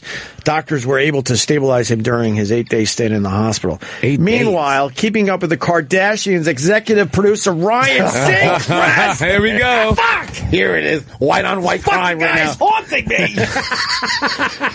Confirmed to people that filming hasn't halted for the reality TV program now in its 13th season. There was a brief pause in filming following the robbery. How hard is it to continue filming that show? They're just on their stupid phones the whole time. So much fun. 13th season. Said Seacrest, I've spoken to Kim. I've not. He's on the end. Uh-oh. What did Rai say? Why the fuck would Kim Kardashian ever take a text message from Ryan Seacrest? Opie's going to go Kanye. I've spoken to Kim. I've not spoken to Kanye, but I think that things are getting, are going better now, whatever. Ryan's right in the mix. The fuck? He's in the mix. He's in the mix. Yeah. With that boatload of money showing up in front of that house every day. Fucking $300 million. He got the hair of fucking the weatherman. $300 million. I'd go tase my fucking neighbors and shit and be like, I'm out of here, you piece of shit. How does that other dude from American Idol feel who left? Remember that dude? Duncan? Yeah. He used to have two. Yeah. People forgot that. Duncan, what was his name? E? The other host of American Idol? The motherfucker who left the first season? I know. Nobody knows. No one knows his name. He's like Andrew Wrigley from Wham. But here's the question. Why did he leave? He said it wasn't his thing. Was he fired or did he say, No, he left. What an idiot. Brian Dunkelman. Dunkelman, yeah. Well, why did he leave? Did they ever give a reason? He just said it wasn't for him. He didn't like the show, but it's for him. And well, that's stupid. Dumb. He was the co-host with Ryan Seacrest back in the day. Oh, what is he doing now? Nothing. Not making those millions of dollars. Fucking crying. He's chubbing up. He's in the hospital next to Kanye. Word up there. You know what's going on with Cam Newton? What? He was suspended. Do you know the story, though? After the game last night? Suspended. Because he didn't wear a tie on a plane he was, or some shit? not suspended. Benched. For not wearing a tie? That's what they're saying, but do you know anything about this? I didn't hear about that. Cam What did he play last night? He was benched because he didn't wear a tie, but not everyone believes that. Oh, is he having a shitty year? Yeah. Well, the team is. Not the team is. The Panthers and their MVP quarterback both said Sunday that Newton was benched to start the game against the Seahawks because he didn't wear a necktie on the team flight. They wouldn't do that. He got on a turtleneck. Get the fuck out of here. I didn't follow dress code, and coach told me I wasn't going to start. I stand by his decision. That's just so fucking stupid. It's like, what are they, children? That is just dumb. Let them wear whatever the fuck they want. It's dumb. Most of these guys look out of place with their suits and ties. It's just control. They want control over them. You gotta. Who's the guy that dresses a little? Durant and Westbrook. Westbrook. That's in the basketball. Westbrook's a little weird. And what's his name on the Cavaliers? Walks around with clutches. Fucking clutches. Not Shumpert. Yes, he does. Look him up. I wouldn't say it to his face. That is too funny. He got a little purse. I don't give a fuck what these guys wear on the way to the arena. Yeah, but remember at one point in the 90s, they were going to do a whole bunch of gold chains and all that, and the league wanted to get away from that. So they were changing their image. I get it. But I mean, come on. Now it's getting stupid to make these guys wear suits and ties. Yeah, that's ridiculous. Like they're going to the office. Like the All-Americans in college. Yeah, they worked hard, so they don't have to wear a suit and tie. Yeah, you don't professionally wear shorts all day, so you can wear a suit and tie. Right. It's kind of dumb. But Newton wore a turtleneck and an overcoat along with his signature hat on the trip. He said that he was given a few chances to avoid punishment. He was offered a number of ties to wear, but said, "I can't wear a tie with this," referring to his ensemble. A turtleneck? Yeah, you can't. Right. If you wear a tie with a turtleneck, you look like a fucking 8-year-old who got dressed by himself. Well, don't you think there has to be some animosity going on for something's going on because he's still not winning. He still looks very good. When the team go, all right, look. I mean, look at that jacket. Next time, try that jacket costs more than a Toyota Camry, right? At least. If they only had one loss or no losses, nobody would give a fuck about this at all. He wouldn't have to. He'd wear a tie around his head. It wouldn't matter what the fuck he did. Damn. There's something going on. All right, ESPN's Kevin Seifert tweeted that benching like this for a one-time dress code violation would be an exceptionally rare discipline for an NFL player. Definitely a star. He added that it strayed from the NFL's policy of having teams notify media of changes to the starting lineup prior to kickoff. So something else is obviously going on. But I've seen other players not wear ties, just have like a button-down shirt and a jacket. Right. Yeah. There he is getting off the bus. There's a turtleneck and a hat. So what is he, just like a magician? Let him motherfucker roll. Just like Black Zorro. Why is the guy... A fucking magician. That's like when I was talking to the other day about the bike people in Jersey. You said he's just like a fucking Power Ranger. That was fucking awesome. Oh, shit. How about Kaepernick? He took a shit all over the fucking field, huh? That team sucks, though. Wow. That team is... you got no offensive line. I love when the guys that know football, though, say that everyone had just figured his shit out. That's all. But it's the whole team is playing sucky. He was looking bad. Crazy. You know what I love about when he messes up is the rants from Stephen A. Smith. I could listen to him all fucking day. Yeah. When Stephen A. Smith goes nuts. When he goes nuts on Kaepernick, it's unbelievable. Kaepernick's going to be a Jet before we know it. Get ready for that. Of course. You know he is. Please don't do it. We do it every fucking time. He's so going to be a Jet. I think he'll be all right Of course. Oh, yeah, really? We've said that a million times over the years with everybody else we brought in. He'll be better than way Tebow. Past their prime and all that shit. Look at this. It's like... He got Jets written all over him. Look at this murder scene. Oh... What's up? Watching a kid fall off a bicycle over and over. Look at, boy. You a Giants fan, Carl? Who are you like? Let me tell you something. I was a Giants fan, but my buddy, he gets the seats for the Commissioners Club for the Jets games. Yeah. So now I'm a Jet fan. Just because of that? Because they have fucking all-you-can-eat shrimp cocktails. And I just sit there and I sat by the little window, on our thing, and I just look at the people, be cold and stuff, and I just sit there and eat. I sit literally outside with a plate of cold cuts. I was and a hot toddy. Yeah, and I'm just like, fuck you. I was in that spot once. It's amazing. In the stadium. When the game was they just keep wrapping up, bringing food. Yeah. It's when the game was wrapping up, I started getting depressed because I realized I can't go there without them. Right. You know what I mean? It's like, wow, man, this is it. I can't go to a normal game now. I'll be pissed. You know what I mean? You know what's sick about that section? They also give you seats in the first row. Yes. Whatever you want. So you're and 30% off at the gift shop. Because it's such a cool room it's almost like an open bar. With the fireplace. Yeah. Do you pay for drinks? I don't even remember anymore. I don't pay for anything. Yeah, I don't think you pay for drinks. They carried me around like a little injured prince. It's a huge bar. They're bringing out a carving station and desserts and anything you can imagine to eat. And then there's a loungy area where you're just kind of looking. Yeah, there's the picture, looking over the field and checking it out.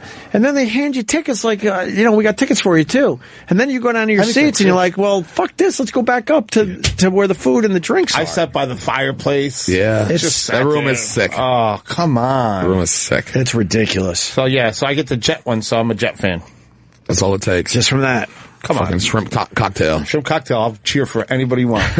Nice buffet, and you'll change your allegiance. The buffet was lights out. I mean, it was delicious. Yeah. I ate about 100 Skittles, and I was going through them, taking the colors I wanted. No one even said a fucking word. Wow. You living the life. Even one guy just winked at me the yellow ones are the best, and gave me the little wink, go ahead there. I loved it there.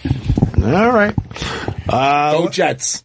Go Kaepernick will be there soon. Huh? Kaepernick will be there soon. I think you might be right about that. I'm telling you. If they do the lamb ribs, I'll fucking cheer for him too. They made these lamb ribs. They're I'm telling you, they have a guest chef every game? Every game. It's incredible. Wonderful. Got a sexy story. All right, let's do it. Landlord busted for using tenant's home as personal sex pad. That's nothing wrong with that. What, when they left, she went in your house? Yes. Landlord facing criminal charges after he was caught on video using a tenant's bedroom to have sex. What? Logan Pierce got the shock of his life at work the other day when he got an alert on his cell phone from one of the security cameras in his apartment at Skyway Condominiums. I opened up the camera and kind of had to, quit the program and, restart it again because I didn't really believe what I saw. That's how it was written. Yeah. Pierce told the station, I guess the first thing that went through my mind was complete and utter disbelief. Police identified the landlord as Carlos Guiada. One of my boys. He must be married. A warrant was issued for his arrest on felony criminal trespassing and misdemeanor obscenity charges. What a sick bastard. He's in trouble, man. I'm sure he's married upstairs, so he can't take a bitch to his can't take a bitch to his apartment. He's triple married. Yeah. Yes. Are you having sex in your tenant's house? He's right to some crazy Puerto Rican. He's dead. What do you got, Paulie? You're pointing to the screen. This is the news story. On the thing? Yeah. Got a pregnant anchor woman at the desk. All right, I love watching local news. It's one of my favorite things, Carl, so bear with me. Push play. Tonight, a landlord is facing felony charges. And it's what he was caught on camera doing in a couple's bedroom that has them so upset. In this 11-month action investigation, only 11 That's not real. That's not real. They That's a don't skit. talk like humans. That's a skit, right? Yeah. No. Did you see that guy's Joseph A. Banks bullshit suit? And she's wearing that Mandy's garbage bag? Why can't, How poor are these people? Why What is can't they this? go 3, 2, 1, and then you just act like you usually act? Yeah. Why is your voice Look your at their voice hands different? and shit. Fucking creep show. It's so stupid. Local news. All right, push play. Tonight, a landlord is facing felony charges. And it's what he was caught on camera doing in a couple's bedroom that has them so upset. In this 11-month action investigation, only 11 News reporter I hate those two people. Story. Police say Carlos Quijada used a tenant's bed to have sex, and the people who live there have the video to prove it. It was an alert from his phone that led Logan Pierce to a startling discovery. Is that how it went down? And you see her disgust. Relax. People are very upset. Notification from one of the cameras on lunch the other day that it detected noise, and it was strange because both of us work all day, every day. One of those cameras is set up in the bedroom of his apartment at Skyway Condominiums in Colorado Springs. I opened up the camera and kind of had to quit the program and restart it again because I didn't really believe what I saw. We have to stop the footage here because the rest is too graphic. You don't have to stop it right there. This is the only part everyone wants to see. Right. They don't want to listen to your horse shit. Obviously, you can't show it on TV. Well, I think you could with some blurring and stuff, right? I was talking to someone recently about security cameras in the home. Yeah. No Don't bueno. do it. Don't do it. No bueno. Why? My wife was like, we should get cameras. I'm like, nope, because one day I'm going to get a little weird, and then I go to jail. They said if you could see it, the company that installed them, if you have bad employees, could do some fishing around. Yeah. No Don't ever do bueno. it. Just let whatever happens in your house happen. Why do they have a fucking camera in their bedroom? Why do you think Walmart doesn't have any cameras in their parking lot? They don't want to be fucking busted for all the nonsense that goes on there. Wait, so you can't? Yeah. You can get cameras yourself though, and not run it through like a network or some shit. Yeah, but then what good is it? Look, still send it to your phone. He would still get alerted. If it gets to your phone, they can get to it. Look, there's companies that are on the up and up and, do the right thing, but you never know. Yeah, you never know. Never I didn't even fucking think know. about that. Don't do it. If you're shady, don't do it. And why did this couple have a camera in their bedroom? What the fuck's going on in their marriage? They knew this was going on. They looked like the dude did it before. Oh, maybe they were like, okay, the neighbor said, something's going on. Larry's been going in your apartment. That's what they did. No one has a camera with that angle. Come on, guys. Larry's trying to fix his plumbing. Yeah, the fix is in. You should at least get free rent, right? I wouldn't have busted the guy. I would be like, I live here for free now, or you go to jail. All right, this was fun, guys. Yeah. Change my sheets. We're done. The music started. What the fuck? I don't know. I don't even be knowing. Sherrod Small, take care of that voice. Indeed. Take the fancy lube home with you. Oh, From all right. Christine Stone's friend. I'll give it a good home. Give it a go. What are you promoting there, buddy? We got Race Wars this week. Yeah. iTunes, SoundCloud, and Patreon.com/Race Wars. All right. Subscribe now. Don't wait. Carl Ruiz, a.k.a. the Mad Cuban. It's Carl Ruiz on Twitter, by the way. Yes. You should change it to the Mad Cuban or something. I should, right? Yeah. I'll do that. How do you do that? Oh, it's too late now. As soon as I said it on the air, now someone else has it. Yeah. It's too late. Go ahead.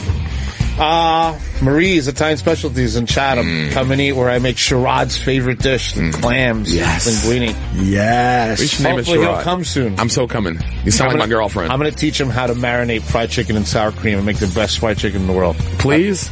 And you'll be set. I told my wife we got to get down there. You gotta. And she also... Your wife is so nice, too. She's awesome. She texted me. She said, yeah, don't worry. I didn't notice your eye looked like an asshole all weekend. Pick us up on She's Food a treat. Roland's Food Court, quick. Roland's Food Court on SoundCloud. Listen to me talk and Roland mumble incomprehensibly. Listen, for a few minutes, we're going to go do some Facebook Live. So go to my Facebook. It'll start in like a minute. Opie Radio fans on Facebook. We are out. Thank you, Sherrod. And thank you to the Mad Cuban. See you tomorrow. Yeah.